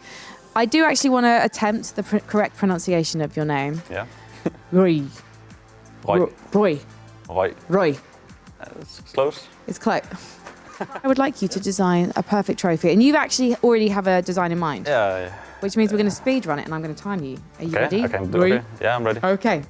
3, 2, 1, draw. Okay. So is this a design that you've had in your head for years, or something you just decided to make up on the spot? For a bit while, but like it just comes very natural to my head that it should be like this. And I think, people can start to guess it when I draw a little smiley here on top. And then it should be, this is the handle, and then I think like the face of the. This is just, very simple but perfect, right? So it's like a kind of rave. Oh, it's kind of my go-to smiley, right? It's your go-to smiley. I Yeah. thought you were like, it's your face. No, Who does this most look like on your team? Probably me, I think. Do you think? I think it's Yeah. more like Yabby. If you gave it some hair, some lovely flowing locks. No, this is just like... It's got to be you. Yeah, it has to be the emoji, right? This emoji I always use. It's It's perfect for everything, it's just a slight smiley face. A slight smiley face. Yeah, I don't understand when you put it into Discord and it says slight smile. I'm like, that's not a slight smile. Well, that's cheeky. It's a bit slight. It is. A slight smile would be. But that's like a bona fide. But I think smile. I also think I wrote it's maybe might be a bit too big here. He's maybe a bit too happy actually. I think so. How would you feel if you were in the top 8? Obviously, great about that. But how would you feel if you were in the arena waiting to play in the quarterfinals, and the trophy presentation happens, and that is brought on? I would be so happy actually. Are you sure you don't want to add anything else? You've got 50 seconds. Yeah, I think it's pretty perfect actually. Okay, well, if you think it's perfect, if it's good enough for you, Yeah, it is. then congratulations. This is like the miscongeniality of trophies. Before I let you go, how are you feeling about the competition here at the Legend stage? I think it's amazing. I think almost every single good team is here in the world, and I think the competition is like really high. I think almost the whole top 10 is presented almost at Legend stage. So I mean, I don't think for us as players and for like people watching Counter-Strike, I don't think we can ask for anything more because it's just it's the biggest tournament of the year, and I think we got all of the best teams in the world almost. So I'm really happy with it actually. Well, I'm mildly happy with your trophy. Slight smile. Yeah. So, thank you very much for joining us for the challenge. Good luck with the rest of the event. Roy. Thank you. Hoi. Roy. That was better, actually. Roy. Hoi. Hoi. Yeah, you need to make the Danish R. Okay, I'll work on it.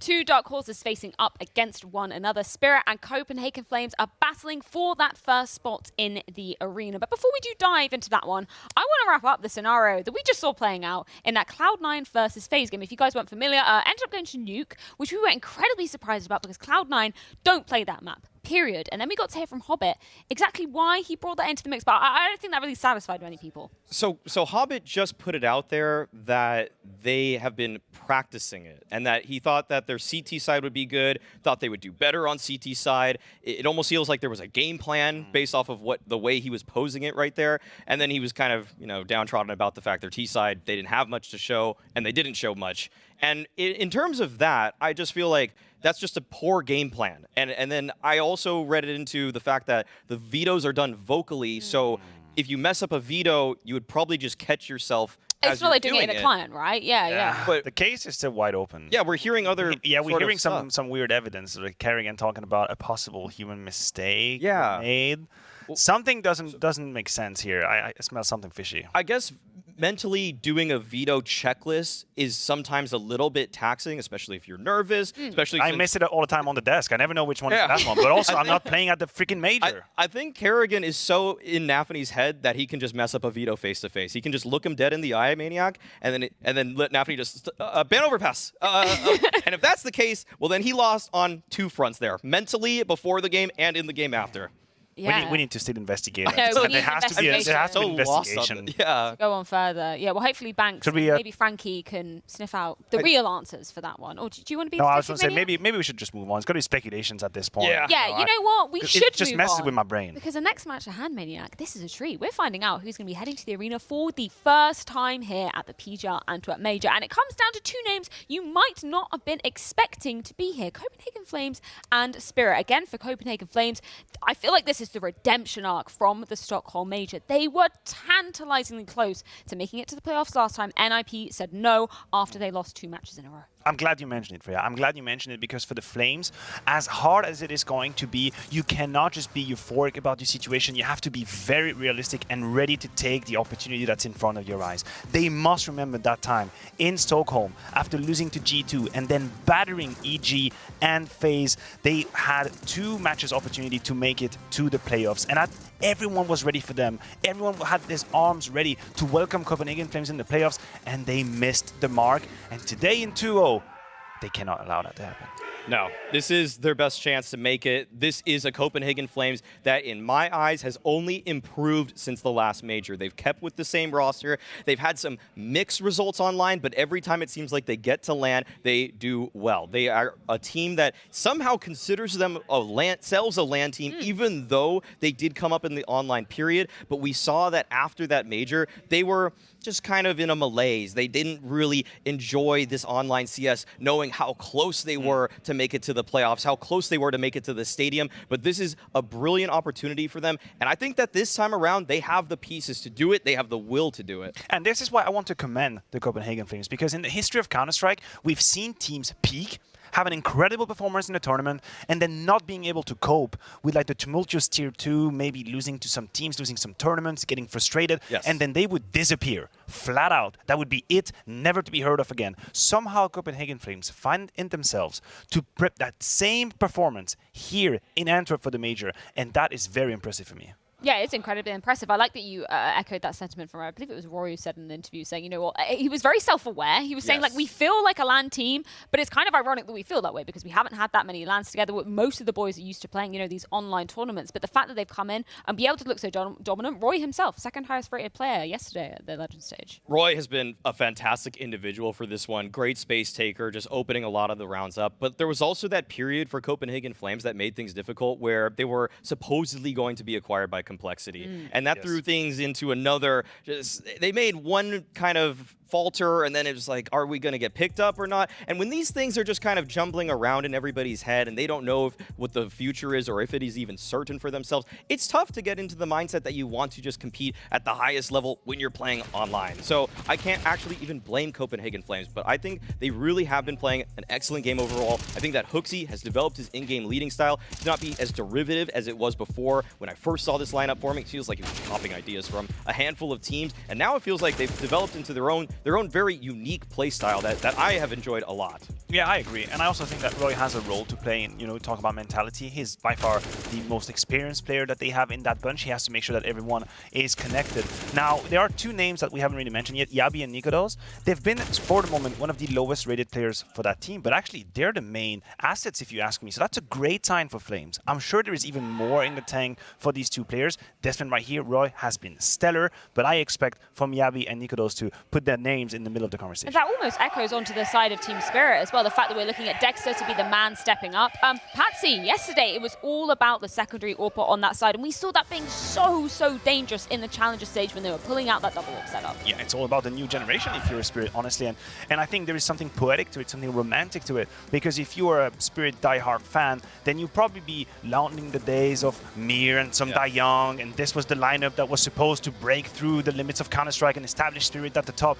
They actually left the project, moved on, were benched. Spirit had to rebuild their identity, go and poach academy players in the name of Siren and Patsy, and they're actually the ones stealing the show right now. Yeah, in American sports, we call this the Ewing effect, where basically a player who is a star in Mir, for example, in this case, leaves the team, and then somehow the team just gets better. And it feels like people have bought into the Chopper system. This team has some incredible teamwork stats. In the Challenger stage, they had the best flash assist per round of any team there, which is not something you would normally expect from a Chopper-led team, but it seems like these pieces, everybody has just bought in. Their trade percentage as well in the Challenger stage, second best. This team is actually incredibly good at putting plans together on the fly and executing them with ease and just precision. It is very impressive to watch this team come together, because I don't think they were on anybody's map before this. No, and that's a really important point to bring up. The fact we're coming into the Challenger stage, and some people maybe being a bit critical of Chopper's in-game leading style, the fact that they've got that identity now and showing some really good statistics across the board as well. I'm kind of scared now. Yeah, now we have to take this very seriously, don't we? Yeah. Look, Vertigo makes sense. Vertigo makes sense. Not that Spirit don't have a high win rate on it, but they've only played it 4 times in the last 3 months for the 17 of Copenhagen Flames, so there is a little bit of a disparity here. Then, I'm going to be honest, the Mirage pick from Spirit is not necessarily the one I had seen coming. I'm a little bit surprised at that. I even for a second thought that Flames could punish that relatively low success rate. So maybe there's a page of the book that I haven't read. I think this is a little bit of a surprise veto for Copenhagen Flames. I mean, Spirit are definitely coming in with some sort of plan here on Mirage, but yeah, I thought it was maybe going to be a nuke or something else, but either way, because of this curveball pick here, I don't think it's the craziest thing. It's not like we saw in the last BO1 we just covered, but it is not to expectations, and I will just be siding with Copenhagen Flames based off of this veto. And coming into that first map, it is going to be the choice of Copenhagen Flames as well. Let's take a bit of a spotlight to look at Vertigo in a bit more detail.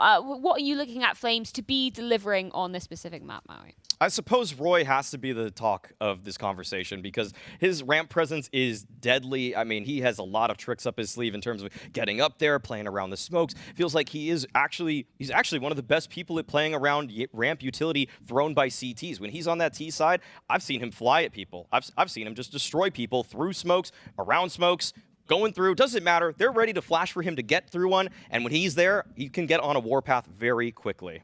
Yeah, he's going to be instrumental. I mean, we've already talked about how good he was on day one. Then there's going to be a lack of input if he doesn't show up. Nikodos, for me, is the one to look at. Low-key, a player that I sometimes struggle to put in a category in a box. Right? Is he a newcomer? He has got a little bit of experience now, but I still think he has to deliver today. Well, I'm very excited to be diving into this one, determining who will take the first spot in Sports Parlay for the playoffs of the PGL Antwerp Major. And we're going to throw it on over to Vincent Blair to get us into Vertigo. Thank you very much, Freya and the desk. I am looking forward to this so much. As they said, our very first team securing their spot in the playoffs. And I don't think it's an unfair statement to say that Spirit and Copenhagen Flames probably weren't expecting to be in this position.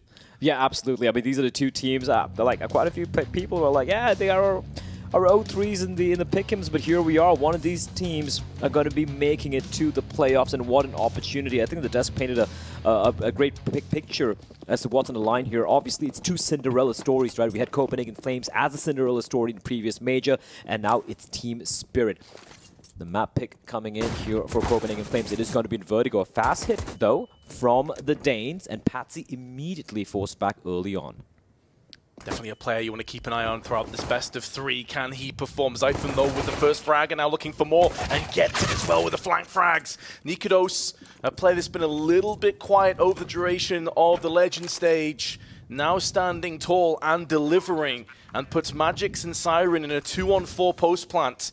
No kits between the two of them, no grenades on top of that, and they've been smoked off on both sides. Surely no real hope of getting this one done. And all four players on the Danish side are healthy. And I think Spirit are liking the idea of just saving. Keep the Kevlar, keep a little bit going forward into the next round. Yeah, they're going to be going for the face for the Force anyway. So having the Kevlar on Siren Magix and the fact that they haven't taken any damage enables them to go for the head armor as well, just with a $350 investment. So it will indeed be the save for Spirit. Copenhagen Flames, a very fast play. Huge round there from Zyphon. Oh. Siren getting tagged down to 99. I think he took a little bit of damage on his armor as well. That means he won't be able to go for the full armor rebuy. It's all right. Still early days, as the pistol round will go the way of Copenhagen Flames. Spirit have been so very impressive for me, Vince. Just the fact that the youngsters on his team, how they've rebuilt this team from pretty much from scratch, right? With Chopper remaining behind. There was a time where they benched him. They were looking for a new IGL, but he came back again. Magix and Dexter now, surprised to see that they are now the veterans of this lineup, considering how new they still are. Roy, big gap in the smoke, will have no trouble finding Patsy. And yet Patsy and Siren, the two new youngsters, Patsy has been incredible. The individual ability of this young gun to just crack open bomb sites, and of course this innate clutch ability of someone as young as Siren. He looks so cool and composed under pressure, but now the pressure is on. That's the thing, when you're at the final hurdle to make it to the playoff stage, will the nerves hold? Copenhagen Flames slowly creeping on up here, and Magix timing doesn't quite pan out for him. This might be yet another save here for the side of Spirit. They have the Scout, the 5.7s to work with, and they just might opt to stick onto it. Hold on to Chopper finding Roy. Suddenly, they might be tempted to go for this fence, but they have no kits. Just a one nade and a maul and a smoke, and you can see them slowly peeling away. They know they're going to be going against the AK-47s and, of course, the MAC-10 in the hands of Hoaxy. So they opt to hold on to the weaponry for round number 3 for Copenhagen Flames. A couple of very comfortable rounds to start things off here. Yeah, Chopper also has his sidearm, so he can drop that 5.7 to one of his teammates and keep on with the MAC-10, as you don't want the aim punch to be as much of an issue. Additionally, 5.7 in the hands of Dexter, so if all three players do survive, then you're looking at a pretty interesting prospect into the next round. But Copenhagen Flames have already dialed in their second round to kick things off. And just to go back to a point that you raised before, we were fortunate enough to cast Spirit, I should say, their first game of the tournament in the Legend stage. That was against Furia. A lot of people thought that Spirit would kind of get battered, honestly, that Furia were the heavy favorites. And Patsy was one of their best performing players on that day. As you mentioned, tons of clutches, tons of impact, a player you don't normally look at to be posting up the big numbers, and yet he held fast. One of these caveats that we've thrown in many times now with Spirit over the Challenger stage and the Legend stage is like, yeah, sure, they're a good team, they've got tons of experience in terms of playing at sort of like tier 2, tier 3 even, but can they get it done on this stage? And they keep answering with a resounding yes. These guys may be young, but they don't seem to have any nerves or any kind of worries. Thing is, this is an entirely different ball game now, Blay. You're one game away from playoffs. I know, it is so much on the line for both the teams. Copenhagen Flames, remember, they were 2-1 up in the Legend stage in the previous major, and they were not able to win that best of 3, which would have put them in the arena. So that's going to be in the back of the minds. And bear in mind, the team that loses here, they still have to win another best of 3, and it's only going to get harder. Look at how a number of teams still languishing in the 1-1 and 0-2 situation or position, right? So it's not going to be easy at all. And to see Hooksy creeping on in, but Chopper would have saved Mac-10, able to find one. Patsy's got a bit of 5-7, and suddenly Spirit able to deal quite a bit of damage, looking for more. Roy will be taken down, and suddenly Spirit with the advantage. However, the B bomb site is bereft of any CT presence, so it's going to be a free bomb plant. And all 4 members of Spirit have taken quite a bit of damage. They have, and their weaponry is far from ideal, and both players on the Danes are full HP, so there's no real insta-kill potential other than maybe a scout to the dome, but a damage now whittling away on Zyphon, and they're looking to just collapse outside, explode back out onto the side here. Generators sees 3 players all clumped up, but 2 frags go down, and now Yabi, who was a monster in their previous game, has to stand big again, and he will deliver. Only Dexter remains with the scout playing possum.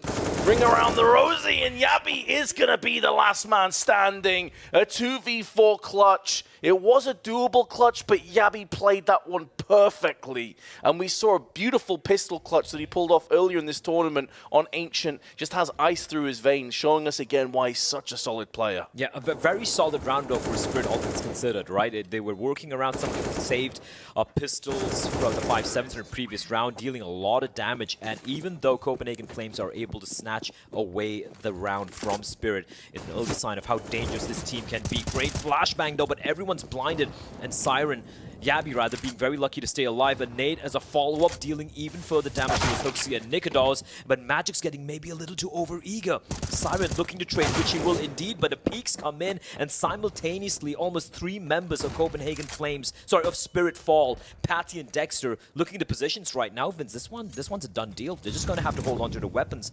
unless they can get an early kill, but it looks like that is not going to transpire. And it's not a worthwhile endeavor considering their money behind this and the rest of the players.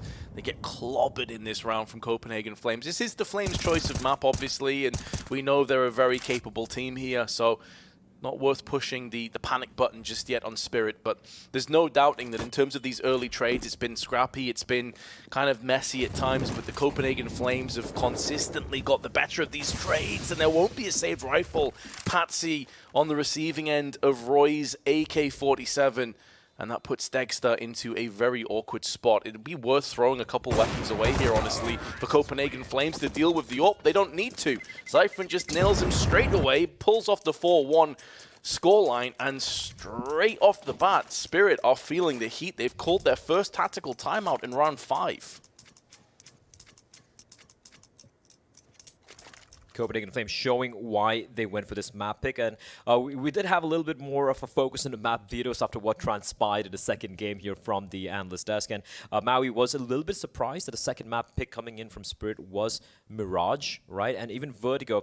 It's a map that both the teams do play, Spirit having a 75% win rate on it in the past 3 months, which is better than that as a Copenhagen Flames on 65%, but it's a number of maps played. Copenhagen Flames have played it 17 times in the past 3 months. It is their most played map. It's a comfort pick for them. And of course, for the side of Spirit, they've only won 3 out of 4. Suddenly, this percentages, it makes, it's different meaning now altogether. So obviously for Copenhagen Flames, they would be the favorites coming into this, and they're showing why. Clean round, they're able to take away the weaponry, which Spirit were trying to save. And thus far, we really haven't seen much from the Spirit side. Although we all know how dangerous they can be. Dexter, he had a couple of quiet games, but you also know, especially on the CD side, we like to call him as the CIS device. So very smart as a player, so very precise with a sniper. But right now, no snipers, no rifles, no SMGs, just the pistols. And Copenhagen Flames being very methodical here, as Yabi is going to team up with his teammates to find Siren early on in the round. Spokes cordoning off the elevator's position. 2 CTs were sat behind there with 5.7s. The timing nearly working out in Patsy's favor, but Nikodos just keeping an eye on his teammates' backs, watching their 6s, and in doing so, Spirit, even after their tactical timeout, feels like it was more called for the next round, not necessarily this one, or to try and figure out their financial situation. It is going to be a 5-0 lead. That much is guaranteed, and when you look at the fact that there's not a huge amount of fragging going on the side of Spirit. This has been a 5-0 lead that's come very comfortably to the Flames. Dexter hasn't had AWPs necessarily, but he's only got 1 frag. Magic's down at 0, and I remember vividly the last time that we casted Spirit against Furia, it was those 2 players that had a very slow start, but it was Patsy and Chopper actually were fragging hard. Those guys haven't quite shown up yet either, so this has been a super slow start for Spirit. Oh, absolutely. Absolutely. And Copenhagen Flames, as we mentioned earlier, back of the minds. This is, at least on paper, like we said, right? They were 2-1 up in the Legend stage in the previous major. They were not able to make it to the playoffs in the arena. And right now, on paper, and honestly, whichever metric you use, this is their best opportunity to make it to the playoffs. Because every team they're going to be, if they lose this game, the teams they're going to be facing off, remember how many teams are still around. G2s, your Cloud9s, your FaZes, you don't want to be going up against them when it comes to crunch time. So there's a great chance for them. And right now, Copenhagen Flames, they are indeed on fire. Siren, that was some nifty movement, man. He was blinded, but great movement to stay alive and not fall down to his demise. It reminded me of one of those YouTube videos where you see people climbing up skyscrapers and stuff. You just have this second-hand like nervousness. It's okay though. Siren was able to parkour his way into safety. We have had 1 death in the Challenger stage. I think it was Cello fell to his death for MIBR. He got flashed and then just fell off the edge into his abyss. But Copenhagen Flames on fire, as you can see at the top of your screen, 5 rounds in a row, and no early casualties on either side. So the Flames have already made moves up on the scaffolding. Yeah, and even the Spirit had, he had dropped down towards B stairs. Now they've relinquished control to B bomb site, so Spirit don't really have too much information. They do have a 4-man stack here towards the A bomb site, leaving Magic's all by his lonesome towards B.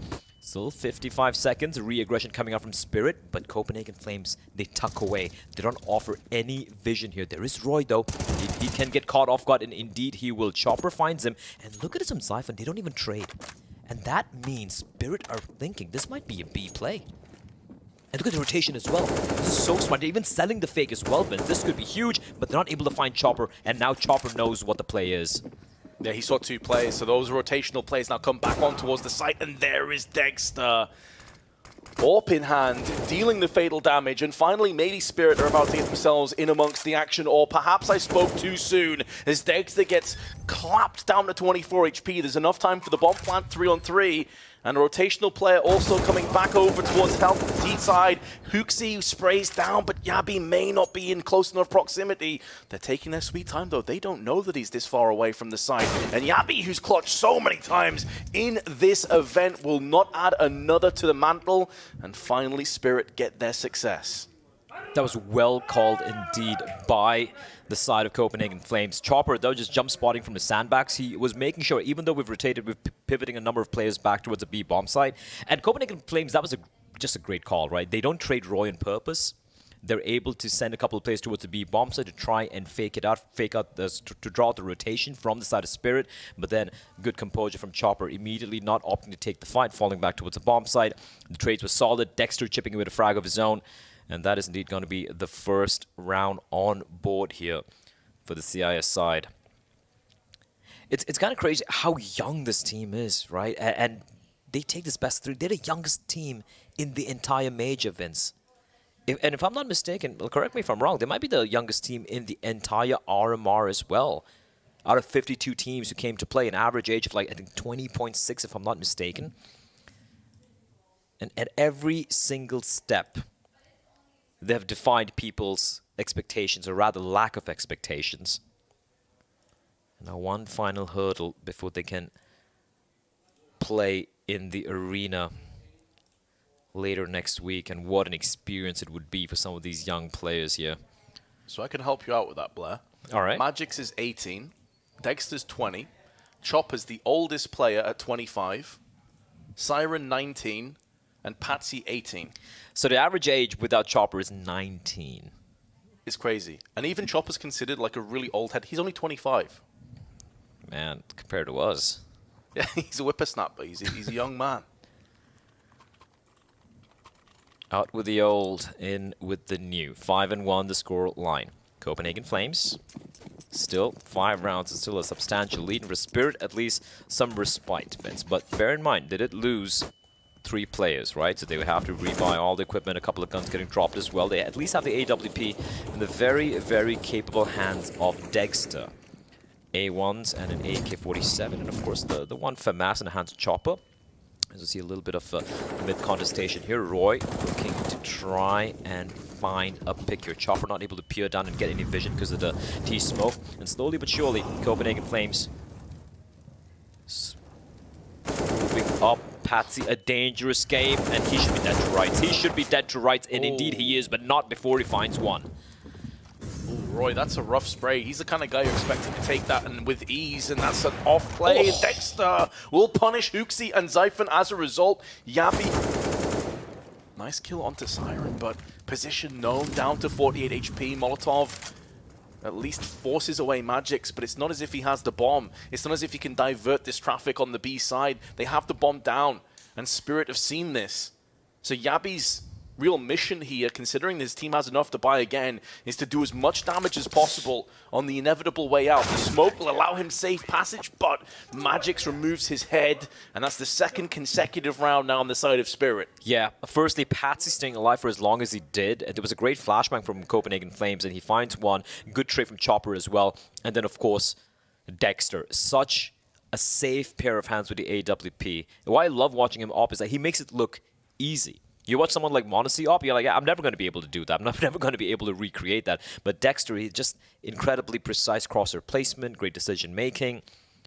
The second kill especially so very quick. And as you pointed out, Vince, even though Yabi gets a kill towards mid, they knew exactly where he was. The bomb was dropped. Spirit, they string 2 rounds together. They do again suffer a couple of casualties, so the money is still not in a very healthy place here. The second shot especially, he knew where he was able to triangulate where Huxi was. That's on the tracers of the bullets. That's a long way away, Vince. It's making me a little bit uneasy. Making you feel a little bit of vertigo? Just a tad. Flashes and smokes over from Nikodos as he looks to try and push in, and it's Roy who gets 2. That flash on point. Magix and Siren fully blinded. And Copenhagen Flames in the first 5-10 seconds of the round already have this in the palm of their hands. That was a run boost.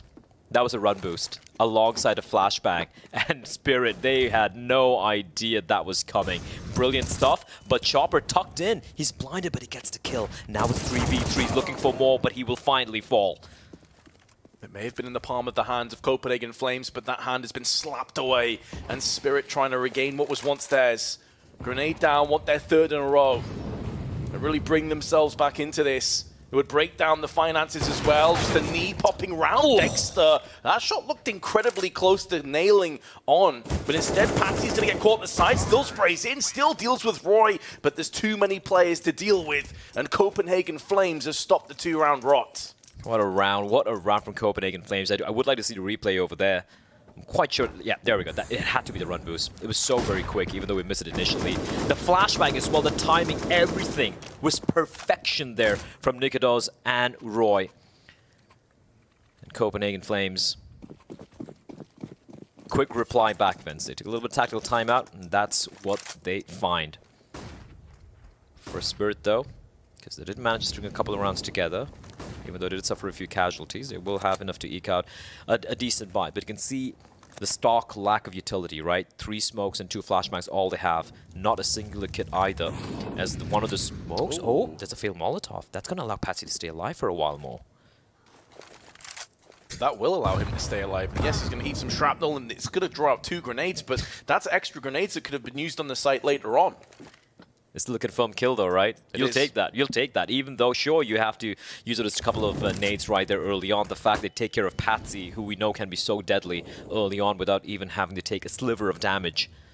Copenhagen Flames are going to be pretty comfortable with that. While we have 3 players over here towards A, deploying a few smokes and drawing out the rotation from the CTs, we also have simultaneously a couple of them slowly starting to creep up towards the B stairs. They slowly start to fade away. Nikodos making a lot of noise alone, but look at the forward positioning from the CTs.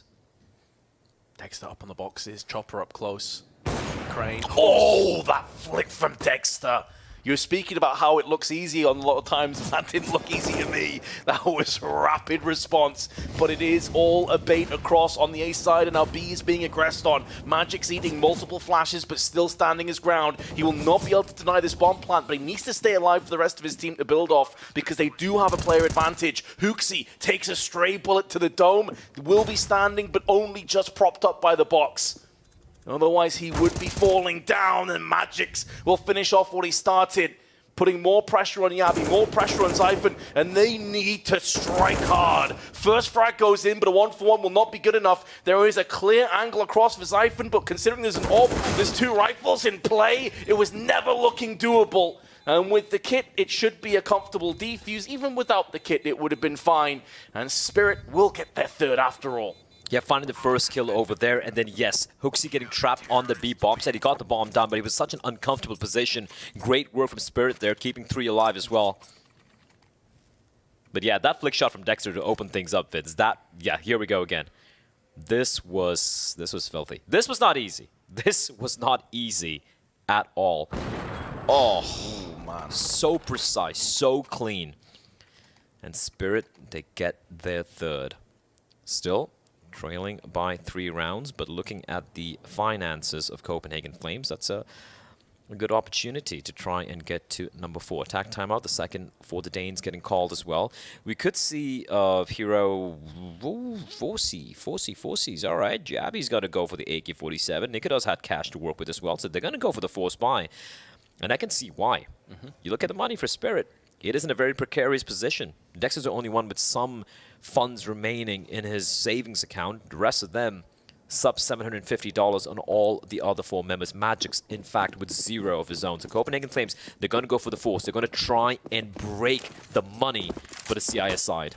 This could break the spine of the CT side as well. Finances, momentum, confidence, everything on the line. And Copenhagen Flames early on doing a little bit of damage, but they're also finishing off the kill into Roy in return. Our Spirit, a huge kill. The talisman figure has been vested. Magic's able to scamper away and baits Yabi out into the open. Siren will help his teammate out on B.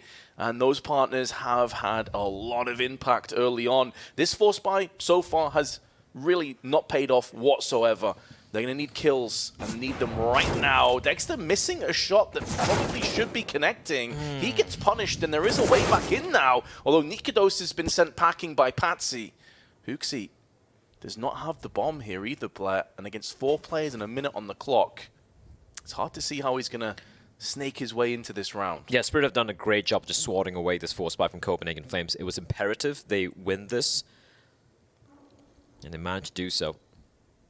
Still a bit of time for Hooksy to work with, but he's lost all control of the bomb. He's lost control of virtually everything right now. All he's hoping for is maybe find a player here. But Magix, he will not falter. Clean round from Spirit. They survive the scare of the force buy from Copenhagen Flames, and that's going to force the Danes to go for an eco right now. Maybe a couple of pistols coming out, maybe a little bit of utility. Patsy, though, just completely doming the player at mid. And Spirit now 4-6 the deficit, down to just 2 rounds. And you can see for the side of Copenhagen Flames, it is going to be just, just measly pistols coming out. It's update on Stream B. This is the elimination game, Vince. And Vitality up 1-0. NA's hopes and dreams looking a little grim right now. Yeah, I think honestly going into that game, even though Vitality have been looking pretty lackluster, as we're always talking over what it effectively is an eco bash. Although it's been a bit lopsided. A bit more uncomfortable than Spirit were expecting, that's for sure. Dexter on 23 has to pull the plug and get out of there, but there are reinforcements on the horizon, one of which is Siren, as he lays to waste both Nikodos and Yabi. I think most people expected that Vitality would probably have a fairly straightforward game against Liquid. I don't know. I still believe Liquid could make things a bit competitive. Okay. I do believe the first map was the pick coming in for Vitality. So, but still, if you're the Danish-French side, you're going to be feeling pretty comfortable right now, battling for survival. And remember, it's Shoxy against his old team as well. There's a lot of interesting storylines in that matchup. But right now, we have this particular Cinderella story going on in front of us here. Who is going to ride that pumpkin cart chariot back home? Chariot, yeah, There's a Chariot chariot, right? works. Yeah. Well, here we go. Dexter aggressively out in the open. He is distracted by the player up right, but he's not going to miss his shot. Finds Nikodos, but Hooksy finds Patsy in the meantime. That 1-4 is going to open up ramp. But it will be closed off momentarily as utilities now being deployed on the side of Spirit. Dexter is keeping his angles on the approach covered. Problem with this position, though, is it's susceptible to getting flashed and naded out. And yes, he will have to pull out of there. A wise decision. There's still plenty of teammates that he can bank off and try and work back into this site with. Yabi, though, will be getting the bomb finalized. Molotov on top of the boxes, extinguishes in the smoke, which was still up. And now Spirit, they have some flashes, but not a great deal else to play with. This retake's not going to be easy. Yeah, just a couple of... They do have the kit and the smoke, so that's something they could utilize. But look at Roy's position here, up close and personal. Gets completely destroyed by Magic's Chopper and Siren all come in, and Yabi's gone down. He is the clutch master on Copenhagen Flames, but this was too tall a task. And Spirit, after being so far behind in this game, have brought it back to 6 apiece. Vince, it was a 4v4. 6 people died in a span of 2 seconds. That was so very quick. I don't envy our observers in that round, but what a brutal retake from Spirit. It was looking a little dicey there, but now the strong 4 together. Also, to just correct myself right away, that was actually Liquid's map pick. Liquid just got absolutely dumpstered by Vitality on their map pick, so now... Uh-oh. NA fans mauling. Yeah, just to confirm, that's right, it was Mirage. 16-7, and next up is Dust 2. Yikes. That is on the B stream, if you want to head over there. But of course, if you want to see which of these teams will be progressing, stick with us as Dexter is being pushed down. This is a back against the wall job. That's why you don't typically see Opus play on that side. Yep. And especially against the pistols, but they're not going to be respecting you too much. Here they come creeping on up. AWP retrieved as well. Roy finds Patsy. This is looking rough here for the side of Spirit. It's looking grim, but Siren is going to try and alleviate some of the pressure that's been building up. The sandbag wielding Hooksy catches a stray to the head, and that puts him down for the count. There's still a lot of time to play with, though. Bomb under control. Chopper's on the prowl. Flash is good. The follow-up damage isn't quite there, but Chopper finally gets the job done. It was scrappy. It was a little bit precarious, but Spirit for the first time lead as they pick up 5 on the bounce. That was looking so scary for Spirit, right? As you pointed out, Vince, Dexter in a position, maybe not expecting Copenhagen Flames to disrespect the utility and the smoke for Copenhagen Flames. So that was just the light investment, the pistols, right? So just come charging in. He's good for one, gets immediately taken down. Patsy gets caught on top of the boxes. Roy pushing up deep, making it expensive. But Spirit, they hold on. They're now on fire. 5 in a row now for the CIS side. It was looking like Copenhagen Flames all the way, but Spirit showing why they are a force to contend with. By coming in now for Copenhagen Flames, penultimate round of the first half of this first map, the pick of the Flames. Slow things down a bit. Zyphon once more going to be the lurk towards mid. Not assisted by anyone, but he's going to announce his presence with a smoke and a molly here towards the window position. And with that Chopper dropping down, being very aggressive. Chopper looking to corrode the aggression up on the ramps. No one checks the angle. 1 kill and a headshot on top of it. He has done so much work. And you have Zyphon now trying to find something, trying to cut off the rotation, but they need to be wary of that smoke. Dexter up close and personal, a whiff shot. He will be provided another opportunity, but Yabi finds him. It's all on Patsy to hold on to the A bomb side, but he will fall as well. It's a 2v2. Make that all on Magic's now in a 1 versus 2 against Zyphon and Yabi. He's being flanked, though. He's being flanked, and he whips out his sidearm and knife at the worst possible moment. And Zyphon will capitalize. Puts an end to the streak on top of it, and we are all even again. On top of that as well, going into this round, they'd won 6 out of 7, Spirit. The turnaround was incredible. I've got to say, though, as good as Dexter is, and he's already landed some crazy shots, he's playing a lot of very forward positions that gives him very little room for error. Yeah, I won't lie, I haven't been really a fan of some of the positions, like as you pointed out, Dexter's been playing, where it's kind of like a one-and-done spot, and in that case, you need to hit your shots, right? And if you whiff it, you're kind of done for. Final round here, Copenhagen Flames looking to take the lead. Roy once again creeping up to the scaffolding. Patsy in front of the smoke. Oh, he just gets obliterated by Hooksy. These are the kind of angles that you can't really retort off. There is a flank coming down and back, though, from Siren, but this is really only as valuable as the defense on A. If A crumbles, this flank will have very little value. They're trying to utilize all the utility they have early on, but still so much time for Copenhagen Flames to work with. They can delay this. Finally, they're going to punch in the numbers. Bomb will be planted, and there are no nades, no incendiaries to keep them at bay as Nikodos finds Dexter. The flick will miss its mark. And Siren's going to get spotted. There's multiple players watching down there. The flank has been dealt with, and that was the main power play. The spike that Spirit had up their sleeve has now been laid on the table and does nothing. They need Chopper, they need Magics to go above and beyond. Chopper last man, but not for long as Nikodos lands 2 back-to-back. He's had a bit of a slow tournament thus far, but he's really stepping up now when it counts. Copenhagen Flames lead going into the second half of their choice.